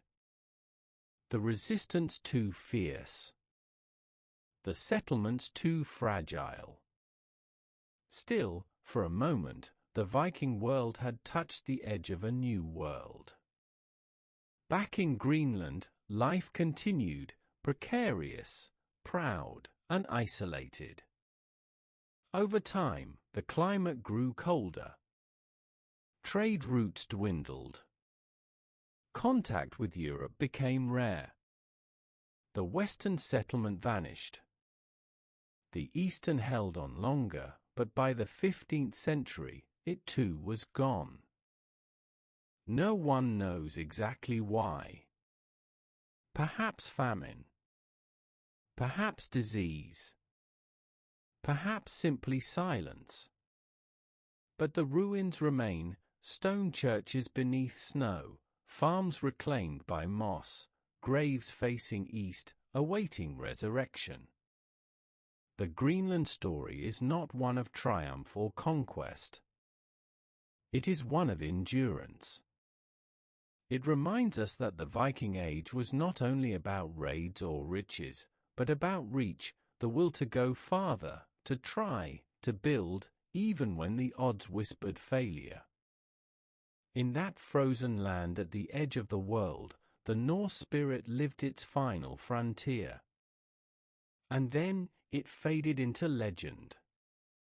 Beyond Greenland, where the sea grows restless and the stars hang lower over dark waters, the Norse came upon a land they called Vinland, a name that stirred wonder, its syllables soft and strange.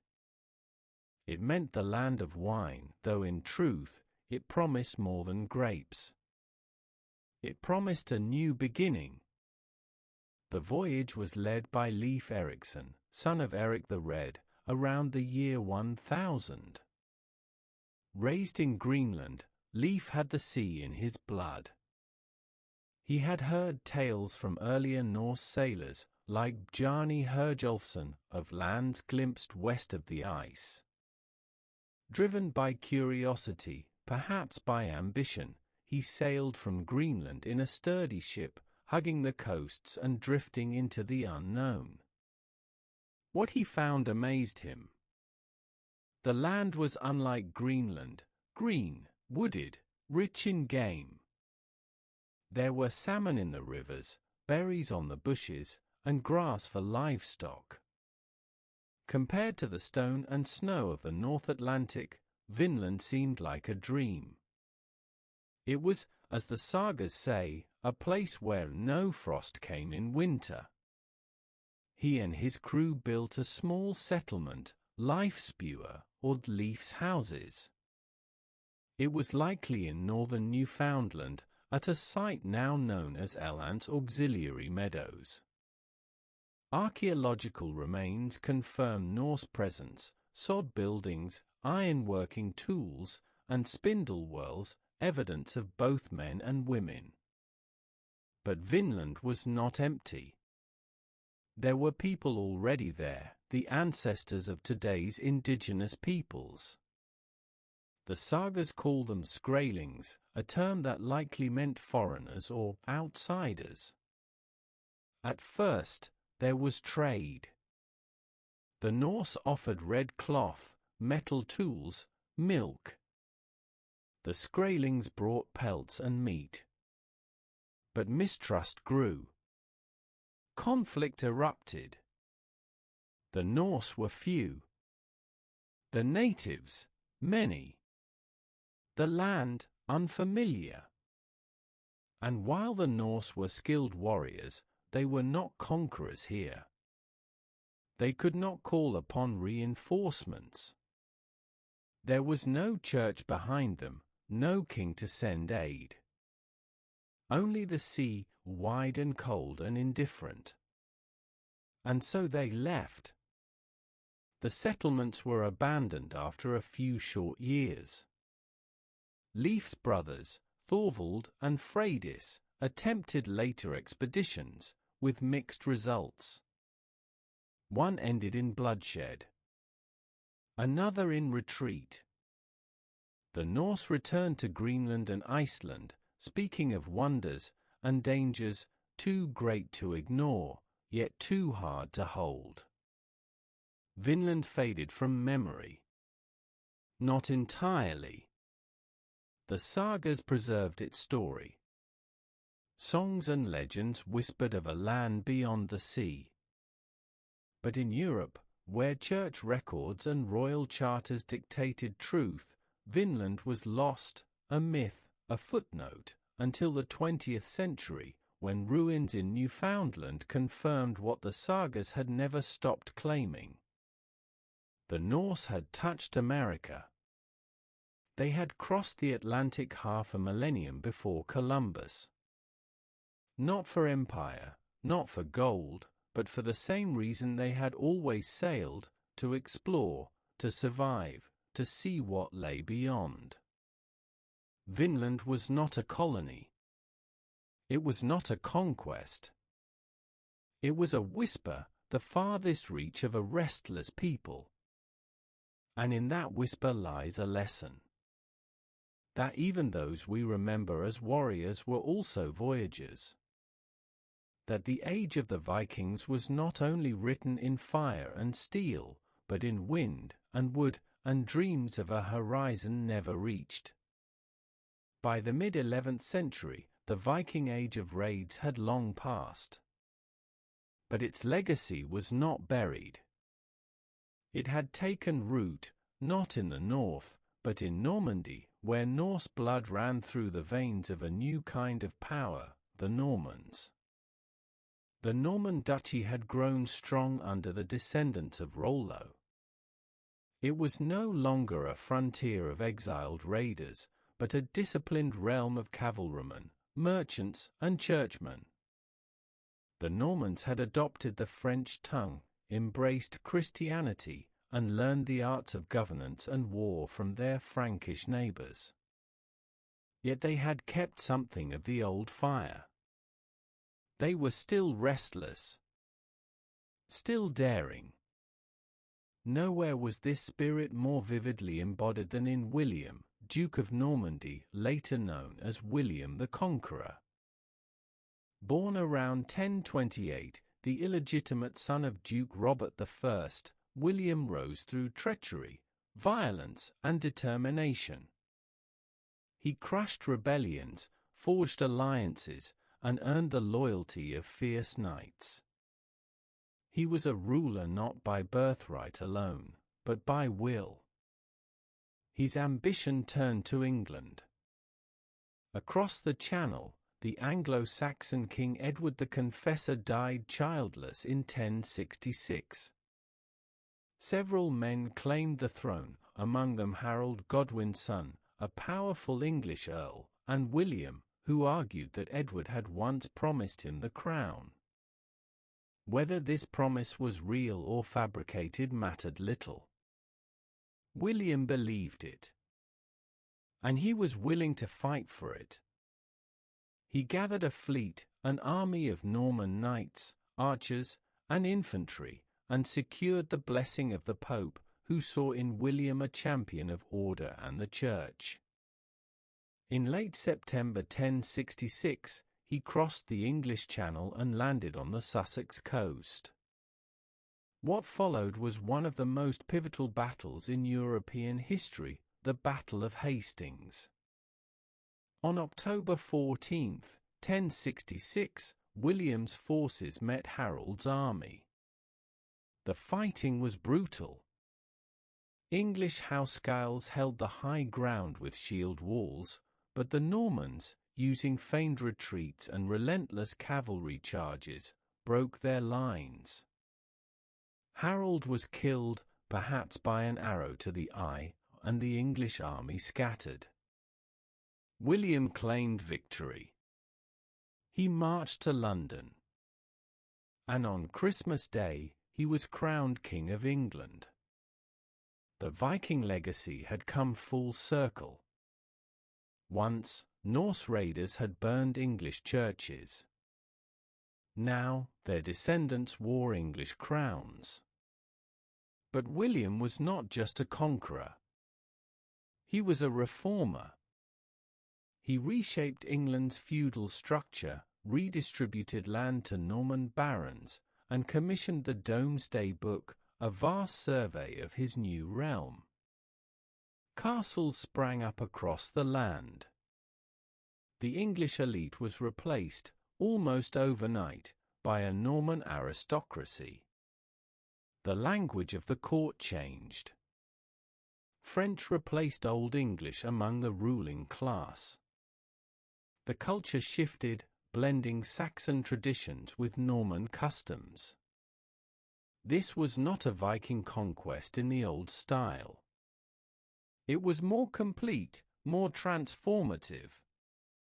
Yet the Norman knights still rode with the fire of their ancestors.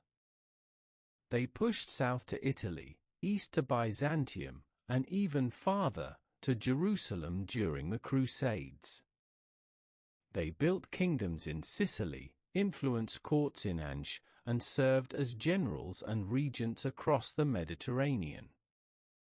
The world that had once shuddered under Viking raids now bore the mark of Norman rule. It was, in many ways, the final flowering of the Viking spirit, refined, channeled, and clad in chainmail. From wild shores to royal halls, the journey had been long. But it proved one thing beyond doubt. The North had not merely survived history. It had written it. By the 12th and 13th centuries, the sails of Viking longships no longer cut across the horizon. The kingdoms of Scandinavia had joined the fabric of Christian Europe. The age of raiders had passed. The kings now wore crowns blessed by bishops. But in the quiet halls of Iceland and the courts of Norway, another kind of legacy was being woven, not with iron, but with ink. These were the sagas. The word saga meant what is said, a tale, a memory, a witness to things that once were. They were not dry chronicles or royal annals. They were stories, rich with character, fate, honor, and loss. Passed down through generations by word of mouth, they were finally written on calfskin in cold stone churches, by men who remembered the world before the cross. The sagas were not mere fiction, nor strict history. They lived in the space between. And in that space, the Viking world lived on. There were family sagas, such as Njal's saga or Egil's saga, which told of feuds and friendships in the rugged landscape of Iceland. They spoke of law and vengeance, love and betrayal. In them, the past was not distant. It breathed with human voice. There were legendary sagas, like Volsunga saga, tracing ancient bloodlines and heroic deeds. And there were kings' sagas, Heimskringla, compiled by Snorri Sturluson, which told the tales of Norwegian kings, from mythic beginnings to Christian rule. Snorri himself was a remarkable figure, a law speaker, a chieftain, and a poet. He understood the power of words to preserve not only names, but a whole way of seeing the world. He wrote of Odin, not just as a god, but as a memory, a reflection of how his ancestors had seen the sacred. Through him, and others, the Norse mythology was not lost. It was written in the prose Edda, in poetic fragments, in runes carved into stone. These works preserved not just events, but values. Honor mattered. A man's word, his reputation, his ability to give and repay, these were the currency of the old world. The sagas taught that fate was real, that death came to all, but that how one lived could echo beyond the grave. And they offered something else, the mirror. To the people of later centuries, the sagas were not just about the past. They were about themselves, their roots, their strength, their struggle to survive in a harsh and changing world. Even as they raised churches and traded with distant lands, the Norse people still looked backward to understand who they were. For Icelanders especially, the sagas became a national treasure. Isolated in the North Atlantic, they preserved a voice untouched by conquest. Iceland had no kings of its own, only memories. And so its stories became its crown. Through them, the Viking world did not vanish. It evolved. The axe became the pen. The longhouse became the manuscript. The fire of the hearth became the fire of memory. And so, while the Viking Age ended, its spirit endured, not only in stone and sword, but in story. Because in the end, what are the Vikings without their sagas? They are wind without voice. And voice, once written, does not die. While the sagas were being inscribed in the quiet corners of Iceland, another legacy was unfolding, not in books, but in stone and blood, in the lands once shaped by the Varangians. In the east, the Viking presence had left behind more than roots and raids. It had helped to shape civilizations. In the lands of the Rus, the Norse had once ruled as foreign lords. But by the 11th century, they had become something more complex, rulers who were neither fully Scandinavian nor fully Slavic. They were kings of a hybrid people. The Kievan Rus, centered in Kiev, had grown strong. Its leaders, descendants of Norse names like Rurik, Oleg, and Igor, now bore Christian titles. After Vladimir the Great's conversion in 988, Orthodoxy became the state religion. Churches rose beside pagan shrines. Wooden idols fell beneath the cross. But the Norse touch remained. Their sense of order, their trade instincts, their warrior code, all these lingered in the fabric of Rus society. Norse words survived in lore. Norse weapons appeared in graves. And Norse traditions echoed through generations, even as the language and belief system shifted. The cities they founded, Novgorod, Kiev, Smolensk, became rich centers of commerce and culture. They lay along the arteries of trade, connecting the forests of the north with the markets of Byzantium and the Islamic world. Yet the East, unlike the West, did not absorb the Viking past into knightly legend or noble saga. Instead, the Norse became part of something larger, a Slavic empire, a Christian realm, eventually a Russian identity. Still, in the old chronicles, the primary chronicle, written by monks, the Norse founders are remembered. From the Varangians to the Greeks, the chroniclers wrote, naming the river route that made their world. And in Constantinople, long after Viking raids had ended, the emperor's most trusted guard still bore northern names. The Varangian Guard, once made up mostly of Norsemen, had become an elite corps. Some came from Scandinavia. Others from Anglo-Saxon England, after 1066. But the title remained. Their axes still gleamed in the palace light. Their presence was a reminder that once, men from the cold seas had stood at the heart of the Eastern Roman Empire. And they were remembered, not as barbarians, but as warriors of loyalty and strength, men who had traveled farther than most dared dream.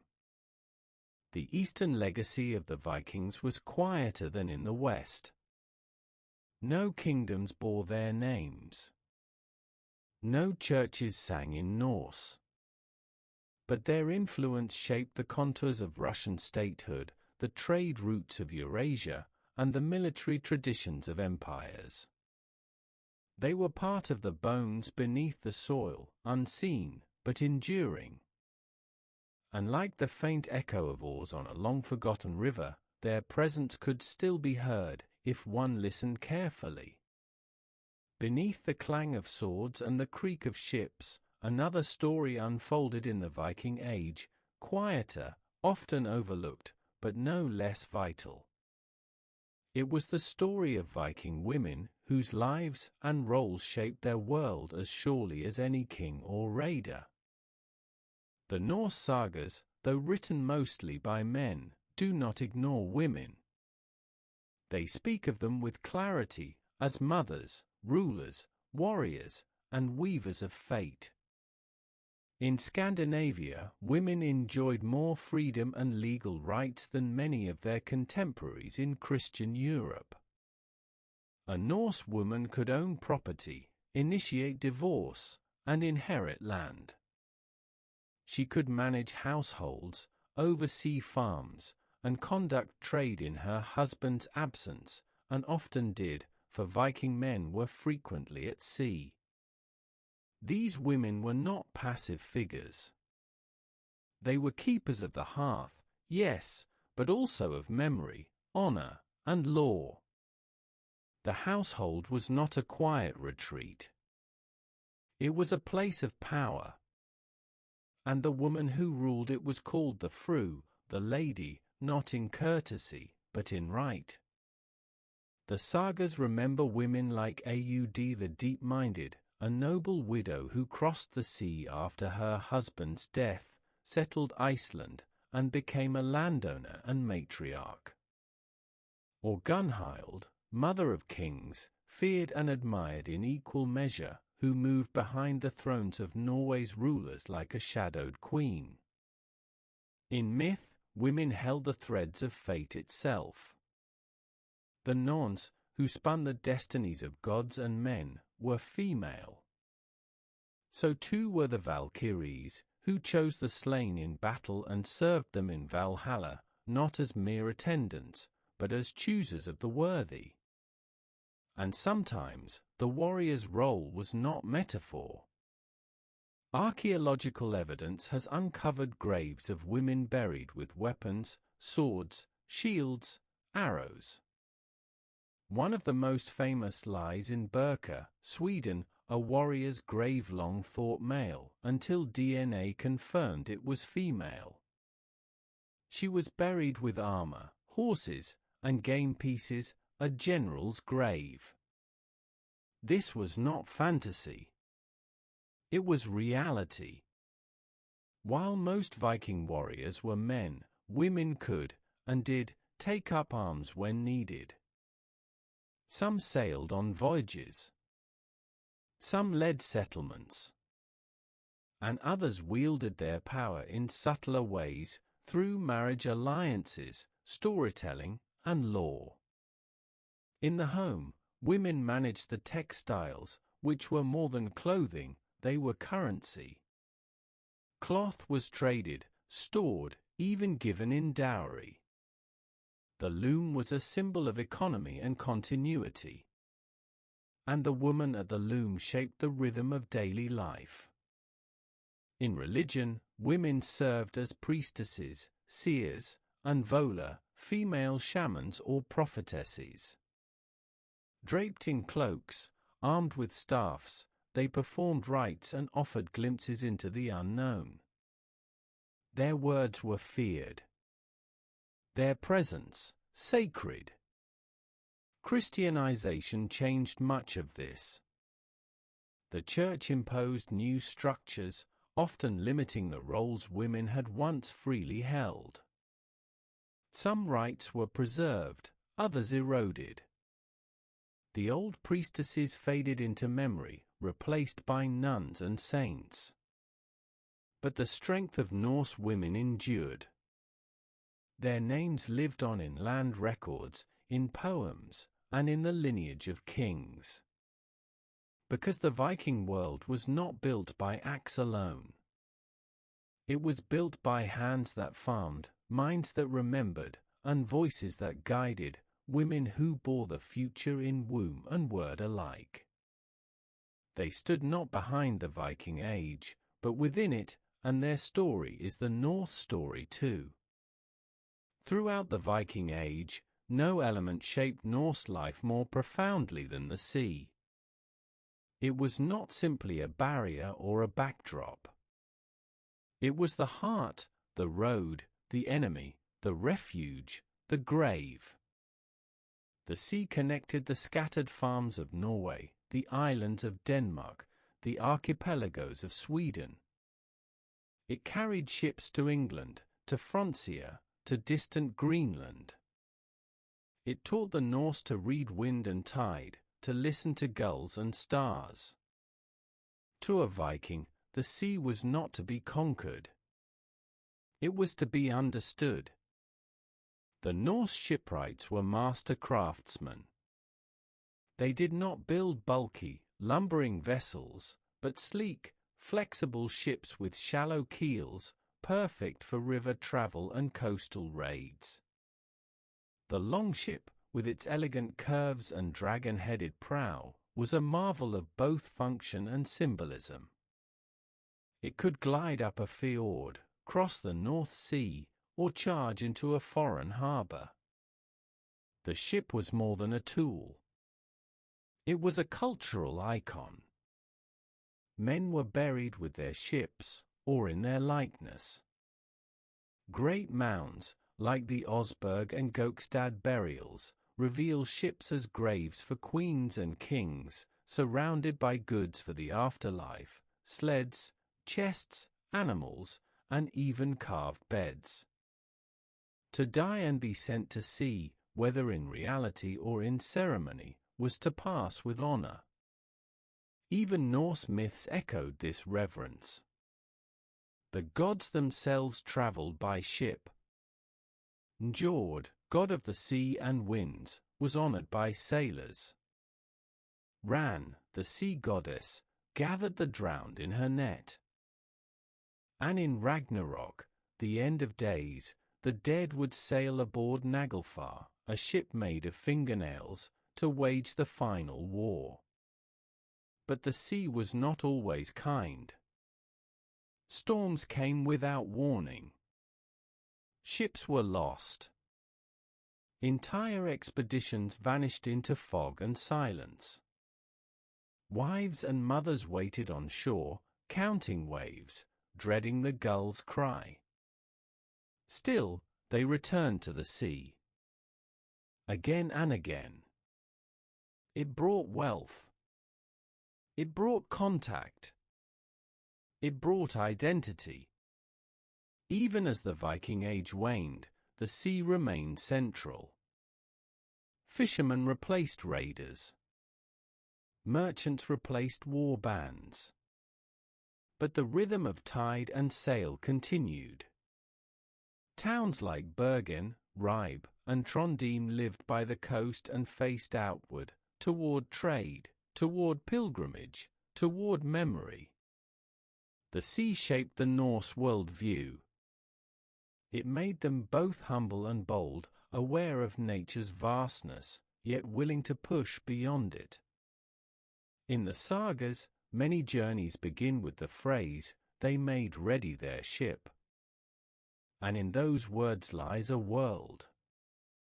Because for the Norse, to live fully meant to go, to risk, to see. Even today, in Scandinavia, the sea still whispers its ancient call. Ferries cross old Viking routes. Fishers mend nets where longships once launched. And in museums, the curved hulls of Osberg and Gokstad sit not as relics, but as reminders that once the north breathed salt and wind. That once a people stood not at the edge of the world, but at its beginning. In the Viking imagination, strength was revered, courage honored, and loyalty cherished.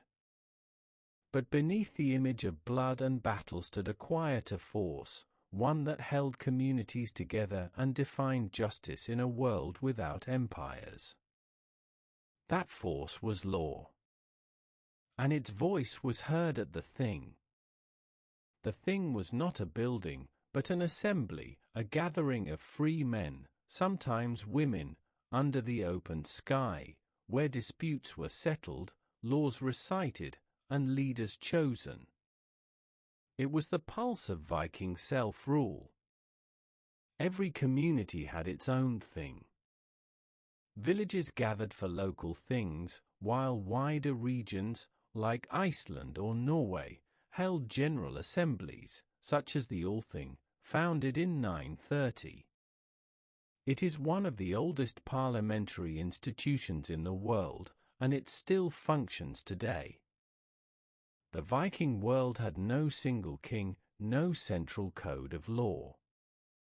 Instead, the law lived in memory, passed down orally by the law speaker, a respected figure tasked with reciting the legal tradition each year.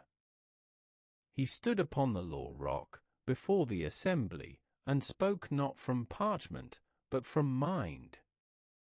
The law was not abstract. It was lived.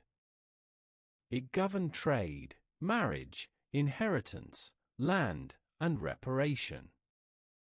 It recognized rights and responsibilities.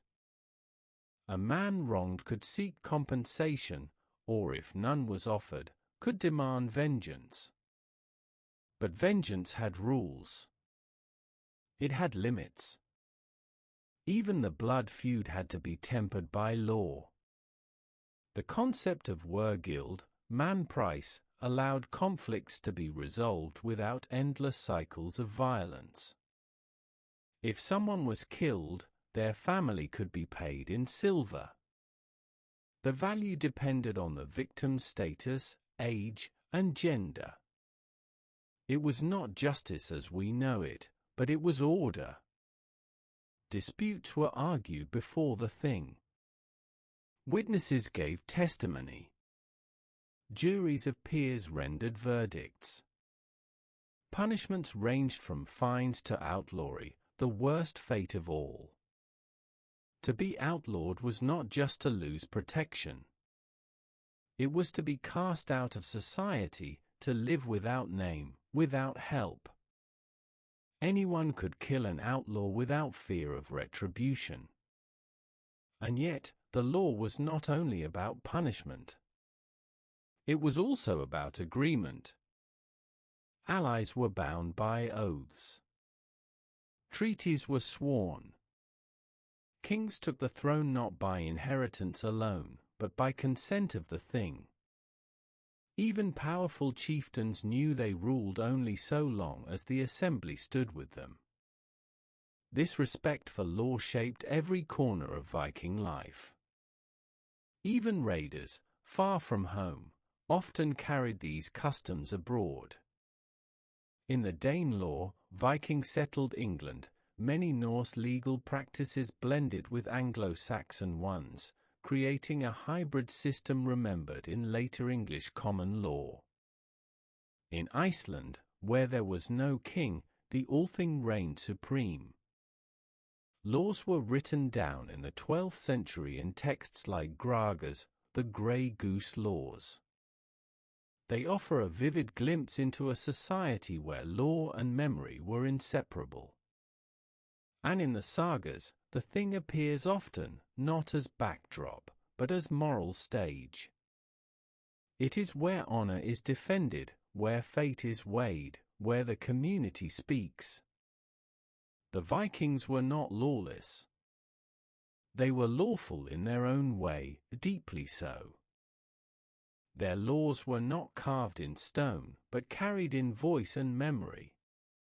Their courts were not rooms of silence, but fields of argument. And their justice was not always gentle, but it was theirs. In a world of shifting tides and scattered farms, the thing was the thread that held the tapestry.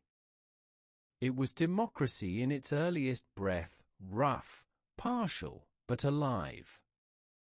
And through it, the Vikings proved that even in the age of the axe, words could wield power too. Long before the cross stood tall over Nordic hills, the people of the north looked to the sky and the soil and saw gods, fierce, flawed, powerful, and near.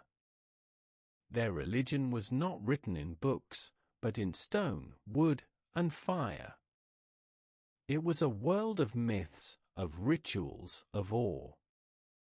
And it was the soul of the Viking Age. At the heart of Norse belief stood Odin, the All-Father. Not a god of simple piety, but of wisdom, war, and sacrifice. He gave an eye for knowledge, hung himself on the world tree to learn the runes, and walked the world in disguise. He was both king and seeker, revered by kings, poets, and wanderers. His son, Thor, god of thunder, was the protector, bold, strong, beloved by farmers and warriors alike. His hammer, Mjolnir, was not just a weapon, it was a symbol. It hallowed marriages, guarded graves, and stood against chaos. Even as Christianity spread, many wore Thor's hammer as a sign of identity and resistance. Freyja, goddess of love, fertility, and war, ruled half of the slain, while the other half went to Odin. She was powerful, sensual, wise. Her brother, Freyr, brought peace and plenty. Tyr, god of law, sacrificed his hand to bind the great wolf Fenrir, a symbol of duty and honor above self. And then there was Loki, the trickster. Neither fully evil nor good, he disrupted the order of gods, only to set in motion their fate. His children were monsters, Fenrir the wolf, Jormungandr the world serpent, and Hel, queen of the underworld. The gods lived in Asgard, one of the 9 worlds connected by the great ash tree, Yggdrasil. Their stories, passed down in poems and later written in texts like the Poetic Edda and Prose Edda, painted a vivid cosmology, not of perfection, but of struggle and doom. Because unlike many religions, Norse mythology did not promise eternal harmony. It foresaw Ragnarok, the twilight of the gods, a final battle where gods would fall, the world would burn, and then, from the ashes, be born anew. This idea, that even the gods must die, shaped the Viking view of life. Nothing was forever. Honor mattered because life was brief. The way one lived, the name one left, the tales told after death, these were the true afterlife. Their rituals were simple but profound. They gathered in sacred groves, near springs or stones. They offered sacrifices, animals, food, sometimes humans, to win favor or avert disaster. They marked the seasons with blots, feasts to the gods. The year turned on the wheel of Yule, spring, and harvest. The gods moved with it. And death was not the end. Those who died bravely might go to Valhalla, Odin's hall, to feast and fight until Ragnarok. Others went to Hel's realm, not a place of torment, but of shadow and stillness. The grave was prepared with care, tools, weapons, food, and sometimes boats, to guide the soul. As Christianity spread, the old gods did not vanish overnight. They lived on in oaths, in curses, in place names. Forests whispered their names. Mountains bore their signs. Even Christian scribes, when recording the old tales, treated them not as nonsense, but as memory. And in Iceland, especially, the stories were preserved. Not because the gods were still worshipped, but because the people still loved them, not just as deities, but as mirrors of themselves. Fierce, flawed, proud, and mortal. Just like the Vikings. Though the Viking Age is remembered for ships and swords, for raids and runes, it also bore a quieter legacy, one etched in wood and woven in thread, carved in stone and hammered into silver. It was the art of the Norse, bold, intricate, and alive with movement. Viking art was not meant for galleries. It adorned the everyday, weapons, tools, jewelry, and even ships. It was art that traveled. It moved with its people across the seas, carrying with it the spirit of the North. The most distinctive feature of Norse art was its interlace, a style of endless knots, curling animals, twisting tendrils, and writhing serpents. These patterns were not just decoration. They carried meaning.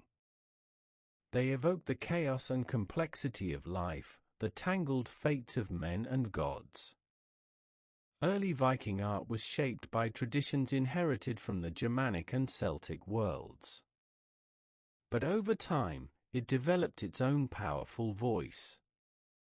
Archaeologists speak of styles named after key sites.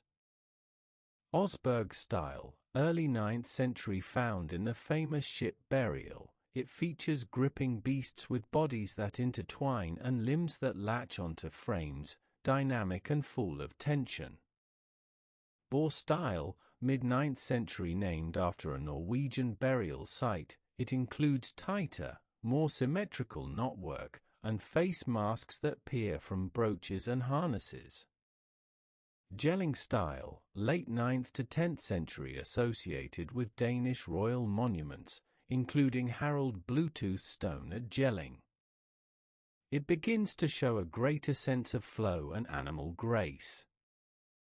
Mammon style, late 10th century, rich in Christian imagery, crosses entwined with foliage. It marks the blend of old and new beliefs. It appears on axes, pins, and even church decorations. Ringeric and urn styles, 11th century, elegant, refined, almost abstract. Animals become stylized, their forms long and ribbon-like. Urns, in particular, speaks of a world that is passing, poised between pagan myth and Christian faith. The runestone was another art form, a monument of words and image. These tall stones, often raised to honor the dead, were carved with runes and adorned with intricate beasts and borders. Some told stories. Others offered prayers. They stood beside roads, churches, and graves, voices in stone. And then there was the craft of metal. Vikings were skilled silversmiths. Arm rings, brooches, pendants, and weapons were adorned with symbols: Thor's hammer, Odin's ravens, coils of Midgard's serpent. These were not simply ornaments. They were talismans, markers of belief, status, and connection. The cloth they wove, too, carried art. Embroidery, dyes, and patterns reflected both function and beauty. Textiles were precious, passed down through generations. A fine cloak or belt was as much a display of wealth as a sword. Even their ships were works of art. The Osberg ship, buried with 2 women, is as much sculpture as vessel. Its prow curves like a serpent. Its sides are adorned with carvings of interlocking animals. It was meant not only to sail the seas, but to sail into memory. Christianity changed Norse art. Crosses replaced hammers. Churches replaced halls. Stone replaced wood. But the hand that carved the cross still bore the old rhythm.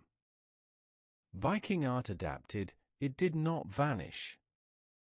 Its legacy can be seen today, in Scandinavian design, in Celtic tattoos, in fantasy novels and museum halls. It is art that feels alive, that curls and twists and draws the eye inward. Because at its heart, Viking art was not only about beauty. It was about story, a world of gods and men, of chaos and order, held together by the threads of line and form. When one imagines a Viking, the mind conjures images of warriors and warships, of raids and pillage. Yet there was another side to this people, quieter, far-reaching, and no less impactful. It was the Viking as trader, merchant, and broker of worlds. The Norse were not only raiders, they were navigators of commerce. From the coasts of Ireland to the rivers of Russia, Viking ships carried not only warriors, but goods, amber from the Baltic, furs from Finland, walrus ivory from Greenland, iron from Sweden, and whetstones from Norway. In return, they brought back silver from the Islamic caliphates, textiles from Byzantium, and glassware from the Carolingian realms. At the heart of this trade stood silver, the true currency of the Viking world. The Norse did not mint many coins of their own until late. Instead, they weighed silver by the ounce, in arm rings, in bars, in cut pieces of foreign coin known as hack silver. Hoards of this silver, buried in earth or hidden beneath homes, have been found across Scandinavia, quiet records of a world in motion. One such hoard, discovered on the island of Gotland, contained not only coins from England, but from as far as Baghdad. Another, the Cuerdale hoard in England, held over 8,000 items, a silent testament to the scale of Viking enterprise. The Vikings established trading towns long before many parts of Europe had permanent markets. Places like Hedeby, Ribe, Birka, and Kaupang grew into vibrant centers of exchange. They were cosmopolitan, noisy, filled with the smells of spice and tar, the clang of hammers, and the murmurs of many tongues. In the east, Norse merchants followed the rivers, the Neva, the Volga, the Dnieper, deep into the Slavic lands. They founded waystations and cities. Novgorod, Kiev, and Staraya Ladoga owed much of their early strength to Norse commerce. These routes connected the north to the Black Sea and Constantinople, or across the Caspian to Persia. In the west, Viking trade touched Dublin, York, and Rouen. These cities, once the targets of raids, became hubs of Norse settlement and economic life. In Dublin, the Vikings minted their own coins and established a bustling slave market, grim, yet profitable. Because slavery, too, was part of trade. The Norse took captives during raids, women, children, craftsmen, and sold them across Europe and into the East. Slavery was common in Viking society, woven into its structure. Yet it also created pathways of exchange. A slave captured in Ireland might end up in a Persian court. And then there was Byzantium. The Norse called it Miklagard, the great city. There, they served as bodyguards to emperors, sold amber and furs, and returned home with silks and gold. The Varangian Guard itself was not just a military force, it was a commercial link, binding north and south. Trade was not separate from Viking identity. It was identity, just as much as raiding or farming. It shaped their worldview, expanded their reach, and bound them to a network far larger than their homeland. They were, in truth, global people before the modern age. And so, when we think of the Viking Age, we must think not only of fire and steel, but of balanced scales, merchant ships, and market squares. Of hands reaching not to strike, but to offer. Because through trade, the Vikings touched the world and brought the world home. By the twilight of the 11th century, the long shadows of Viking sails had mostly receded from the coasts of Europe. But the Norse spirit, that drive to explore, to conquer, to shape destiny, had not disappeared. It had simply changed form. Where once they ruled from the decks of ships, now the descendants of Vikings ruled from thrones. In England, the Norman conquest had established a new dynasty, born not of Anglo-Saxon roots but of Norse ambition. William the Conqueror, a descendant of Rollo, had taken the crown by force. His successors, kings like Henry I, Richard the Lionheart, and Henry II, ruled an empire that stretched across the Channel. Their blood carried whispers of the fjords. In Sicily, Norman adventurers carved out kingdoms. Men like Robert Guiscard and Roger II had descended from the same line that once raided Irish shores. Now they ruled multi-ethnic states, built cathedrals in Palermo, and negotiated with popes and caliphs alike. These were Vikings not in name, but in essence, builders, opportunists, warriors with vision. In the Rus, the legacy of Rurik's line continued through princes of Kiev. Though Slavic in speech and Orthodox in faith, they still traced their origins to the north. The throne of Vladimir Monomac, and later of Yaroslav the Wise, stood on a foundation shaped by Norse iron and Norse law. Even in Scandinavia, the Viking Age had not vanished, it had matured. Kings like Sweyn II of Denmark and Harald Hardrada of Norway forged centralized states, issued law codes, and built alliances across Europe.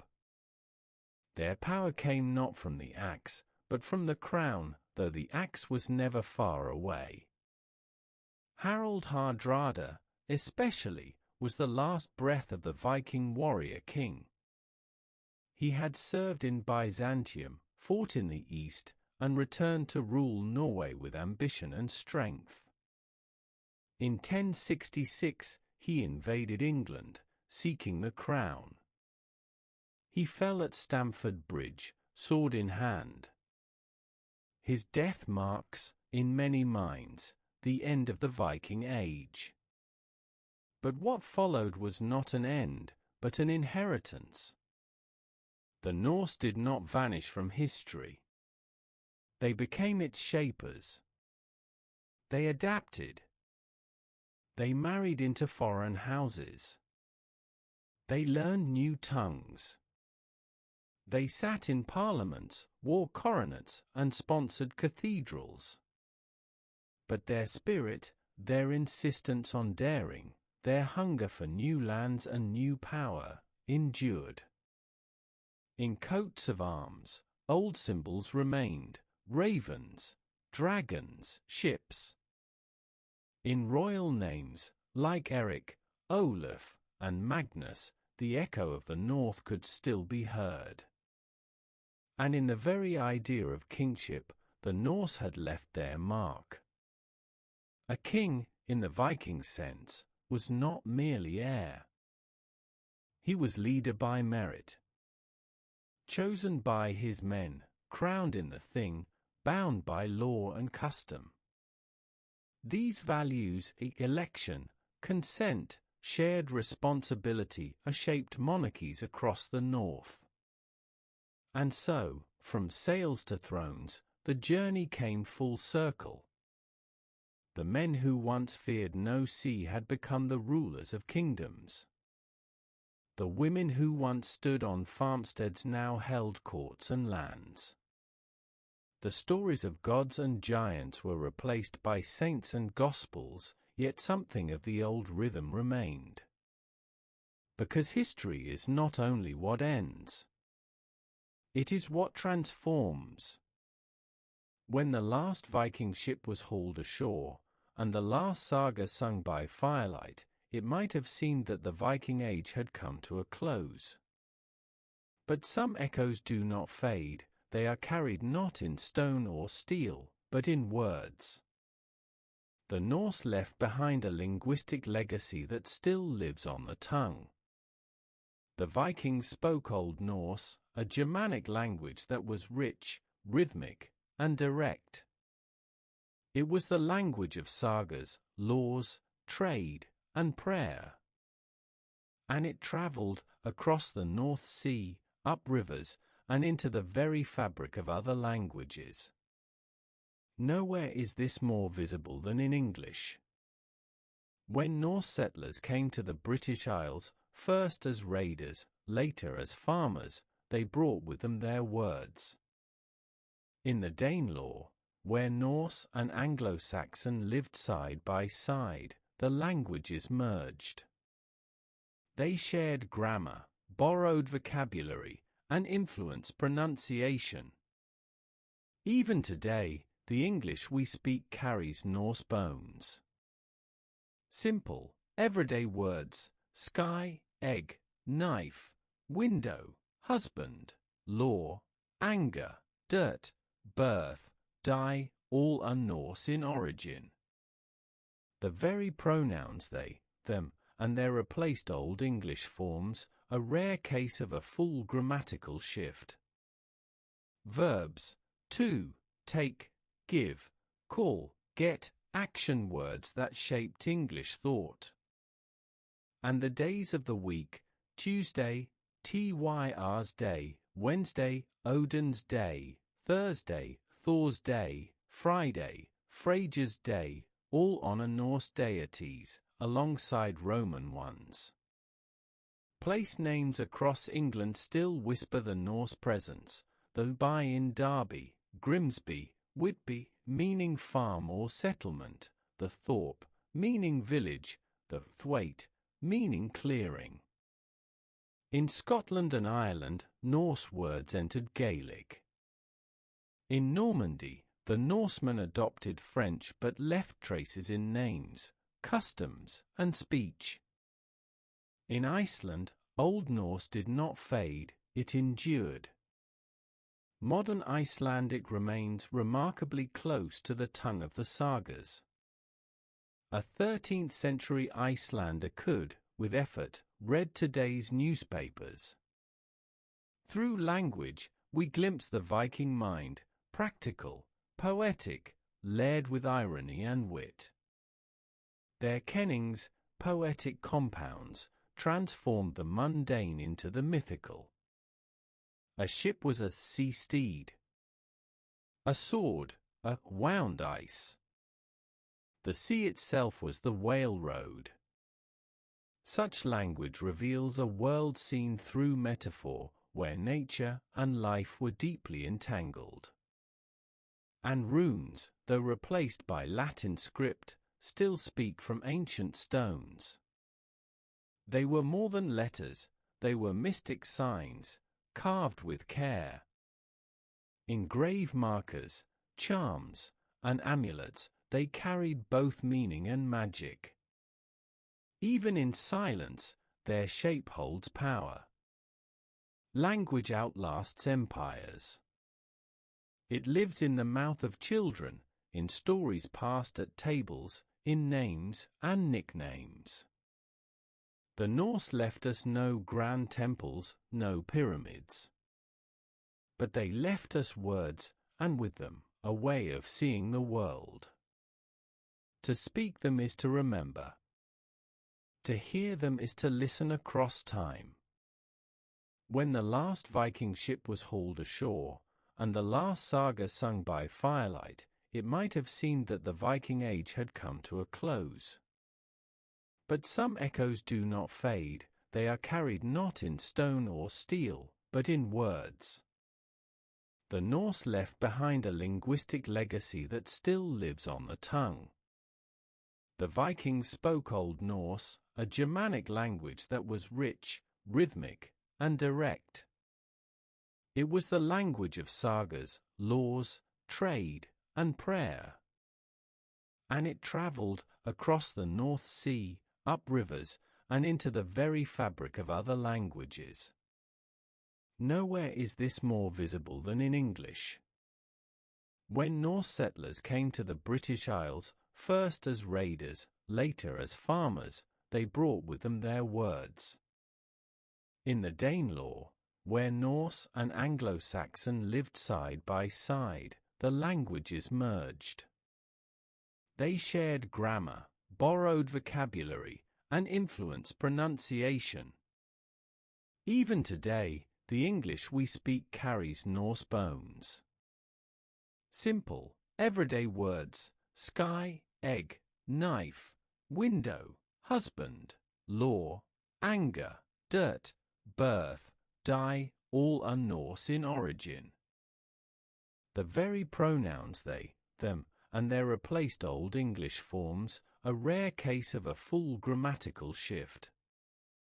Verbs: to, take, give, call, get, action words that shaped English thought. And the days of the week: Tuesday, Tyr's day, Wednesday, Odin's day, Thursday, Thor's day, Friday, Freyja's day, all honor Norse deities, alongside Roman ones. Place names across England still whisper the Norse presence, though by in Derby, Grimsby, Whitby, meaning farm or settlement, the Thorpe, meaning village, the Thwaite, meaning clearing. In Scotland and Ireland, Norse words entered Gaelic. In Normandy, the Norsemen adopted French but left traces in names, customs, and speech. In Iceland, Old Norse did not fade, it endured. Modern Icelandic remains remarkably close to the tongue of the sagas. A 13th century Icelander could, with effort, read today's newspapers. Through language, we glimpse the Viking mind, practical, poetic, layered with irony and wit. Their kennings, poetic compounds, transformed the mundane into the mythical. A ship was a sea steed. A sword, a wound ice. The sea itself was the whale road. Such language reveals a world seen through metaphor, where nature and life were deeply entangled. And runes, though replaced by Latin script, still speak from ancient stones. They were more than letters, they were mystic signs, carved with care. In grave markers, charms, and amulets, they carried both meaning and magic. Even in silence, their shape holds power. Language outlasts empires. It lives in the mouth of children, in stories passed at tables, in names and nicknames. The Norse left us no grand temples, no pyramids. But they left us words, and with them, a way of seeing the world. To speak them is to remember. To hear them is to listen across time. At the start of the Viking Age, the Norse lived by their own gods, gods of war and wisdom, of harvest and storm. Their faith was earthbound, communal, and woven into the rhythms of daily life. But by the end of the age, the world had shifted. The North stood at a crossroads, where the old gods met the cross. Christianity came not with fire and conquest, but in waves. It arrived first through contact, monks taken in raids, traders visiting cathedrals, foreign wives whispering prayers in strange tongues. The Norse encountered the cross in the cloisters they burned, and then, in the kings they negotiated with. For many years, Christianity was a foreign faith, alien, and in some ways, unwelcome.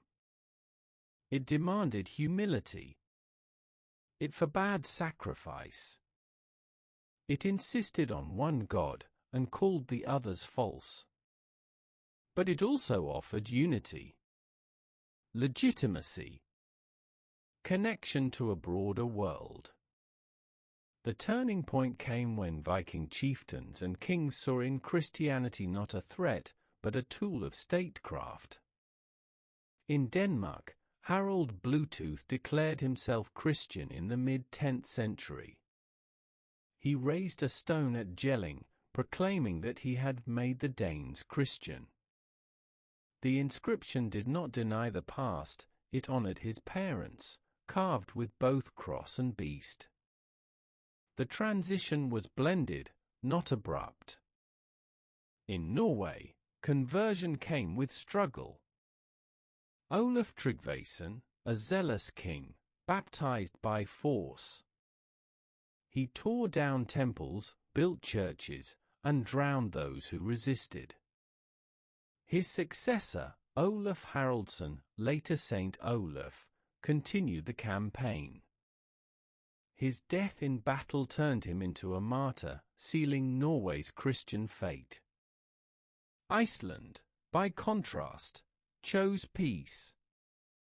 In the year 1000, at the Althing, the assembly decided by consensus to adopt Christianity. It was a compromise. Private pagan worship could continue for a time, but public rites would follow the new faith. The gods stepped aside, not with a clash, but with quiet consent. But conversion was not erasure. For generations, the Norse carried both traditions. Churches were built beside old sacred groves. Crosses bore patterns of interlace and dragon heads. Priests preached where seers once spoke. And in many hearts, the line between the gods was blurred. Old holidays lived on, reshaped but recognizable. Yule, the winter solstice, became Christmas. Blots became feasts of saints. The rhythms of the year, planting, harvest, mourning, still bore the structure of the land, even as they took new names. The Norse found meaning in Christian symbols, but gave them their own color. Christ became a warrior king. Mary, a noble lady. Heaven, a great hall. Hell, a cold place of exile. Even the image of the final battle, Ragnarok, found echoes in Christian visions of the apocalypse. And so the faith that had once been alien became home. It offered new rituals, baptism, confession, mass. It gave structure to birth, marriage, death. It introduced writing, books, and schools. And with it came a new kind of eternity, not in saga or song, but in salvation. The gods of the North did not fall in battle. They stepped back, their memory held in stories, in art, in place names. Christianity did not erase the Norse spirit. It absorbed it, redirected it, and built upon it. And in doing so, it helped to shape the modern North, a world both ancient and renewed. By the dawn of the 12th century, the Viking Age had passed into history. Yet its impact across Europe endured, not in raids or conquests, but in the fabric of kingdoms, the map of nations, and the identity of peoples. The Vikings had been many things: warriors, settlers, explorers, merchants. They had shaped lands as distant as Ireland, Italy, and the steppes of Russia. Their legacy was not a monument, but a web woven into the structures of power, language, and memory. In England, Viking influence ran deep. The Norse had ruled swathes of the country during the era of the Danelaw. Even after their political dominance waned, they left behind laws, towns, and a lasting effect on the English language. The integration of Norse customs into Anglo-Saxon life helped shape common law, and even the character of English governance, a balance of force and assembly, of kingship and consent. York, once Jorvik, had been a Viking capital. Its markets, churches, and streets bore Norse footprints for generations. Archaeological finds from Coppergate show a city alive with crafts, trade, and mixed heritage. In Ireland, Viking towns became the foundation of future cities. Dublin, Waterford, Wexford, and Limerick all trace their origins to Norse settlements. The Vikings built the first long-term urban centers on the island, turning coastal harbors into centers of trade and rule. In Scotland and the Isles, the Norse left a powerful imprint. The Hebrides, Orkneys, and Shetlands were Norse-ruled for centuries. Their languages, place names, and traditions retained Scandinavian elements long after political control shifted. Even today, the people of those islands carry a cultural memory of their Viking past. In France, the land once raided became Normandy, a duchy ruled by Norse descendants who adopted French language and Christian faith. Their most famous son, William the Conqueror, reshaped England and bridged the Viking world to the feudal West. In Italy and the Mediterranean, Normans, Viking descendants, established powerful states in Sicily and southern Italy, blending Latin, Greek, Arab, and Norse elements into a unique culture of tolerance and grandeur. The Palatine Chapel in Palermo bears this blend in stone and mosaic, a legacy of northern ambition guided by southern light. In the east, the Norse-founded Rus gave rise to early Russian and Ukrainian states. Though Slavicized, the roots of Rurik's dynasty remained a symbol of order and kingship.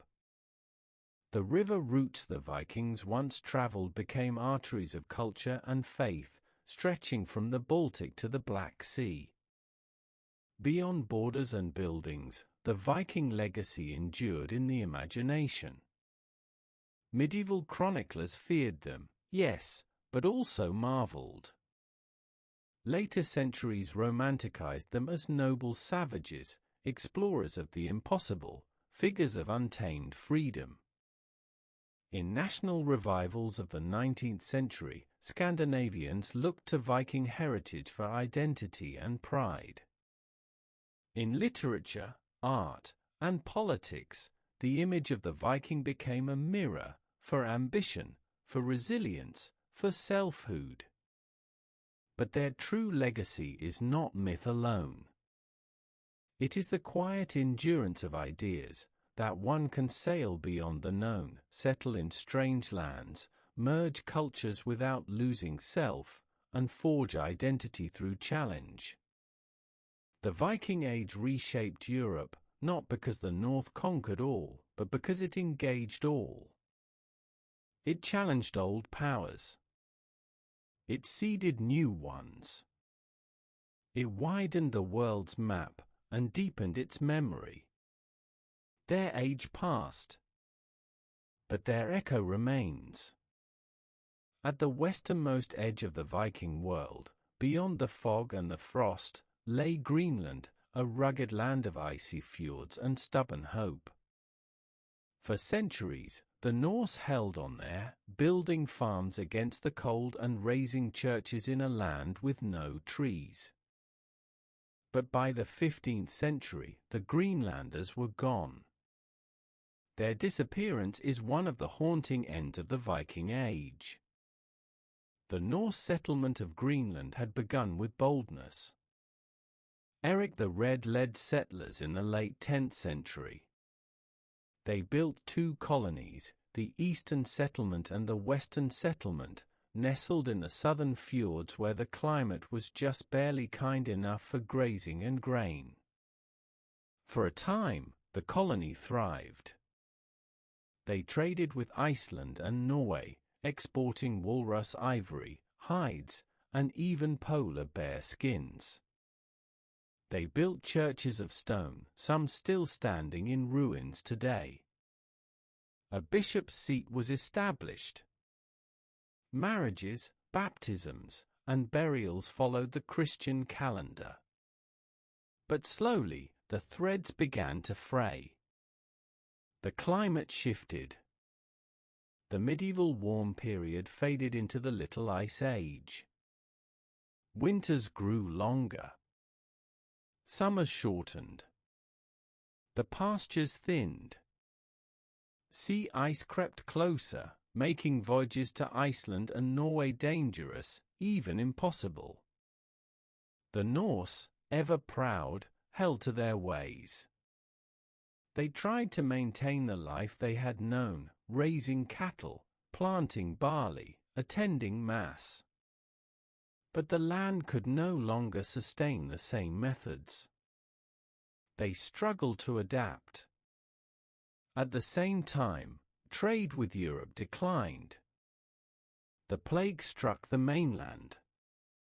Political turmoil and shifting priorities in Norway left Greenland increasingly isolated. Ships came less often. News from the outside world faded. Meanwhile, a new people moved through the Arctic, the Thule, ancestors of today's Inuit. They were well adapted to the cold. They hunted seals, whales, and caribou. They built homes of snow and skin, used dog sleds, and thrived where the Norse faltered. There may have been contact, trade, perhaps conflict. But the Norse never fully integrated Inuit practices. They held to their European identity, even at the edge of survival. The Western settlement vanished first, around 1350. The Eastern held on longer. The last written record comes from a 1408 wedding held in the church at Avaldsey, the ruins of which still stand, roofless and silent. After that, silence. No ships arrived. No letters were sent. By the time Danish explorers returned in later centuries, they found only ruins, buried bones, and the memory of a people who had once defied the sea. Why did they not flee? Why did they not adapt? Perhaps they hoped salvation would come. Perhaps they feared abandoning their farms, their dead, their churches. Perhaps they believed, until the very end, that endurance was enough. Their story is not one of conquest or collapse, but of persistence in the face of silence. It reminds us that the Viking spirit was not only daring, it was also stubborn. That identity, once chosen, can be held even to the grave. And that sometimes, the price of belonging is solitude. As the Viking Age faded into the shadows of time, its memory remained, not in battle cries, but in stories.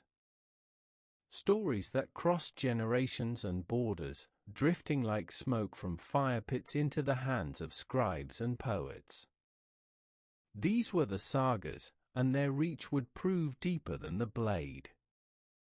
In Iceland, where the oral tradition had long been strong, the sagas were committed to writing between the 12th and 14th centuries. They were more than entertainment. They were history, myth, legal record, and moral compass, fused into one. Unlike the grand epics of Greece or Rome, the Icelandic sagas were stark, unadorned, almost cold in their restraint. They described murder and marriage, exile and vengeance, prophecy and pride, in tones that echoed the harshness of the land itself.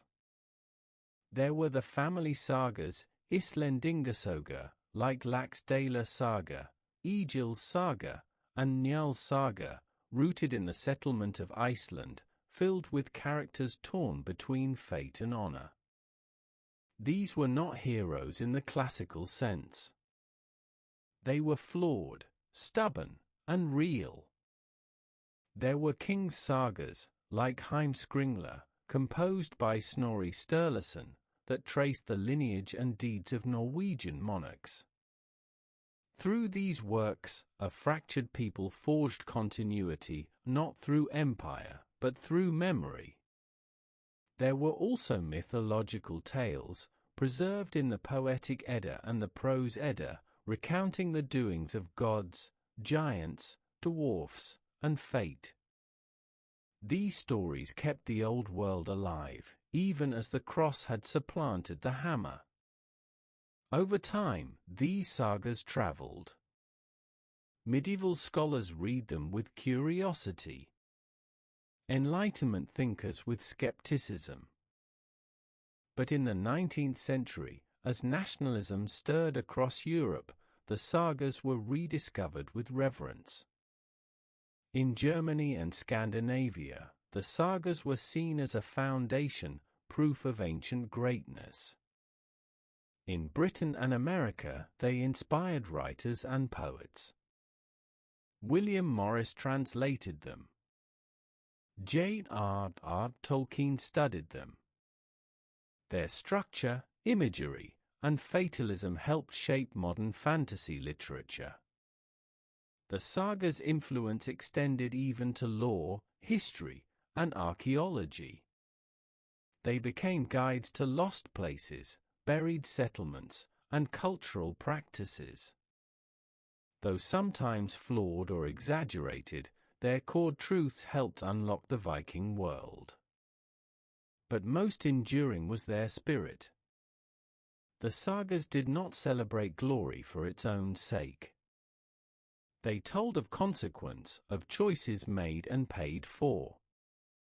They spoke of exile, family bonds, quiet endurance, and the inevitability of change. They were not tales of victory, they were mirrors of life. Today, the sagas are read in translation, studied in universities, adapted in novels and films. They live not only in museums, but in minds. And though the people they depict have long turned to dust, their voices still speak, clear and solemn, across the gap of centuries. Because story endures. And in that endurance, the Vikings remain not just as raiders or kings, but as storytellers, the truest legacy of all. Long before ink touched parchment, the Norse carved their thoughts into wood and stone, using a script as old and enigmatic as the northern winds. These were the runes, angular letters, born of mystery and magic, tools of both language and ritual. To the Vikings, writing was not mundane. It was sacred. The runes were part of the Elder Futhark, a 24-character alphabet used from the 2nd century onward.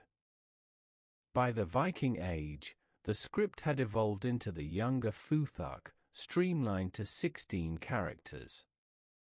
The simplicity was deceptive. These symbols held layers of meaning. Each rune was more than a sound. It carried a name, a symbol, and an idea. Fehu, cattle, representing wealth. Answers, God, wisdom, speech. Rado, journey, travel. Tiwaz, honor, justice, sacrifice. According to Norse myth, it was Odin himself who discovered the runes, not through study, but through sacrifice. He hung on Yggdrasil, the world tree, for 9 nights, pierced by his own spear, without food or drink, to gain their secrets. This origin gave the runes power beyond writing. They were spoken spells, carved charms, and tools of divination. They were etched on weapons, stones, amulets, and bones, not simply to record, but to invoke. Runestones, in particular, became lasting voices of the dead. Standing tall in fields, at crossroads, near rivers and churches, they bore brief but poignant messages. Thorgir raised this stone in memory of his brother. Gunhild had this made in honor of her husband, a brave man. Some praised valor in battle. Others spoke of journeys to Greece or Jerusalem. Many were Christian, bearing crosses and prayers. But even these carried the runic hand, old letters preserving new faith. Runestones were both public and personal. They told the living how to remember. And they told the dead they were not forgotten. Over 3,000 runestones have been found in Scandinavia, most in Sweden. They are not grand, but they are intimate, glimpses of real people, in a language half chiseled, half sung. In addition to commemoration, runes were used in ritual magic. The Guldrabok, a later Icelandic grimoire, preserved runic spells for protection, healing, and even love. Rune sticks, small pieces of wood or bone, carried short messages, curses, or blessings. Sometimes they were left in sacred places. Other times, they traveled in pockets or were hidden in walls. With the rise of Christianity and Latin writing, the use of runes declined. But they never vanished completely. In remote valleys and folk traditions, they lingered. In Iceland, they merged with Christian symbols. In Sweden, some were carved as late as the 19th century. Today, runes are studied not just as relics, but as part of a worldview. They show us a people who believed that words had weight, not just to inform, but to shape reality. To speak was to act. To carve was to bind. And so, the runes remind us, the Vikings did not only speak with steel. They spoke with signs, quiet, deliberate, enduring. They left behind not just deeds, but names. And in every name carved in stone, the dead still whisper to the living. I was here. I mattered. Remember me. Every age must end. Not with a cry, always, but often with a soft and steady transformation. So it was with the Viking Age, not slain on a single battlefield, nor broken by a single king, but drawn gently into the folds of a changing world. By the early 12th century, the things that had made the Viking Age possible, the freedom of the seas, the weakness of kingdoms, the openness of markets, were closing. Europe had hardened its defenses. Castles rose along coasts. Standing armies grew. The Church tightened its grip on politics, declaring peace for pilgrims, limits on violence, and missions to convert, not only by word, but by sword. Christianization was complete in the north. Pagan temples were gone, or turned to churches. Thor's hammers gave way to crucifixes. The old rituals lingered in shadow, but could no longer command society. Kings ruled where chieftains once held sway. They centralized power, wrote laws, collected taxes, and curbed private vengeance. The freeborn farmer warrior, the heart of the early Viking world, now lived under the crown, not beside it. Even the sea changed. New ships, larger, broader, suited for trade, not raiding, replaced the swift longships. Merchants, not warriors, now ruled the docks. Ports grew into towns. Markets replaced mead halls. And with the rise of the Crusades, the North turned its sword southward. Men from Norway, Denmark, and Sweden joined Christian armies to fight in the Holy Land. Glory now lay not in pillaging, but in pilgrimage, sanctioned by the Pope. The final symbolic end came in 1066. That year, three great claims to the English throne collided. Harald Hardrada, King of Norway and a seasoned warrior, sailed to England with his army. He won at Fulford, but fell at Stamford Bridge, struck down in battle, the last Viking king to die with sword in hand. Days later, William the Conqueror, Duke of Normandy, himself of Viking descent, invaded from the south and defeated King Harold at Hastings. He became King of England, not as a raider, but as a monarch, crowned in Westminster. The irony is rich. The Viking spirit did not vanish, it ascended, transformed into the ruling elite of Europe. By 1100, what had once been the fury of the North had become memory. The sagas began to be written. The runestones stood still. The ships no longer raided, but ferried goods and prayers. Yet the legacy remained. The Viking Age had shaped Europe's borders, languages, religions, and economies. It had spread Norse blood and ideas across continents. And its shadow lingered, in lore, in legend, in the quiet courage of those who still lived close to sea and stone. The end was not an extinguishing. It was a becoming. The Viking Age was over. But the Norse had entered history. Centuries have passed since the last longship set sail beneath the northern stars. The gods of the north have fallen silent, and the sagas are now bound in books. Yet the Viking spirit, in some quiet way, still lingers, not only in museums or monuments, but in the deeper memory of our world. In Scandinavia, echoes of that past remain close. Place names still carry the weight of old gods and forgotten chieftains. Stone churches sit beside ruins of stave temples. Families trace their lineages back to settlers, farmers, or kings. The rugged landscapes, fjords, mountains, forests, whisper the same wind that once filled dragon-headed sails. Modern Icelanders still speak a language close to that of the sagas. In Norway, the king signs laws with titles that stretch back 1,000 years. In Sweden and Denmark, Viking heritage is celebrated not as fantasy, but as history, studied, debated, and respected.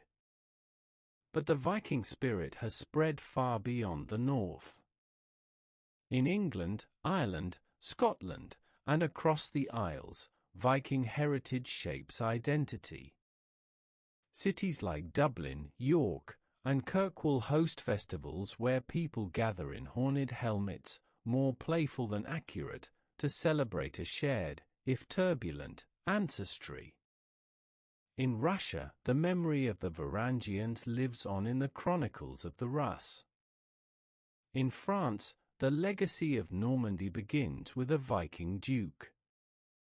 In North America, the Norse presence at Elant's auxiliary meadows stands as quiet proof that they touched distant shores before others dared. And across the world, in novels, films, games, and scholarship, the image of the Viking endures. Sometimes romanticized, sometimes misunderstood, the Viking has become a symbol of resilience, of exploration, of fierce independence. The horned helmet, though false, captures the imagination. The longship, streamlined and strong, remains one of history's great icons. But beneath the surface myth lies a deeper truth. The Vikings were not only warriors. They were builders, poets, settlers, lawmakers, and dreamers. Their age was one of change, motion, and complexity. They held fierce beliefs, but adapted. They could destroy, but also create. Their spirit was not one of domination alone, it was the spirit of voyage. To leave the familiar shore. To face the unknown horizon. To forge meaning in uncertainty. That spirit survives today. It survives in those who seek new frontiers, not only in land, but in science, in art, in thought. It lives in those who, like the Old Norse, understand that identity is both held and made, shaped by where we come from and where we choose to go. To be Viking, in its truest sense, was to be unafraid to begin.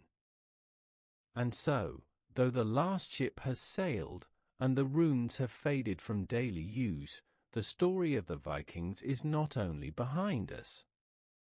It sails within us still, carried forward on every bold idea, every journey begun, and every name remembered.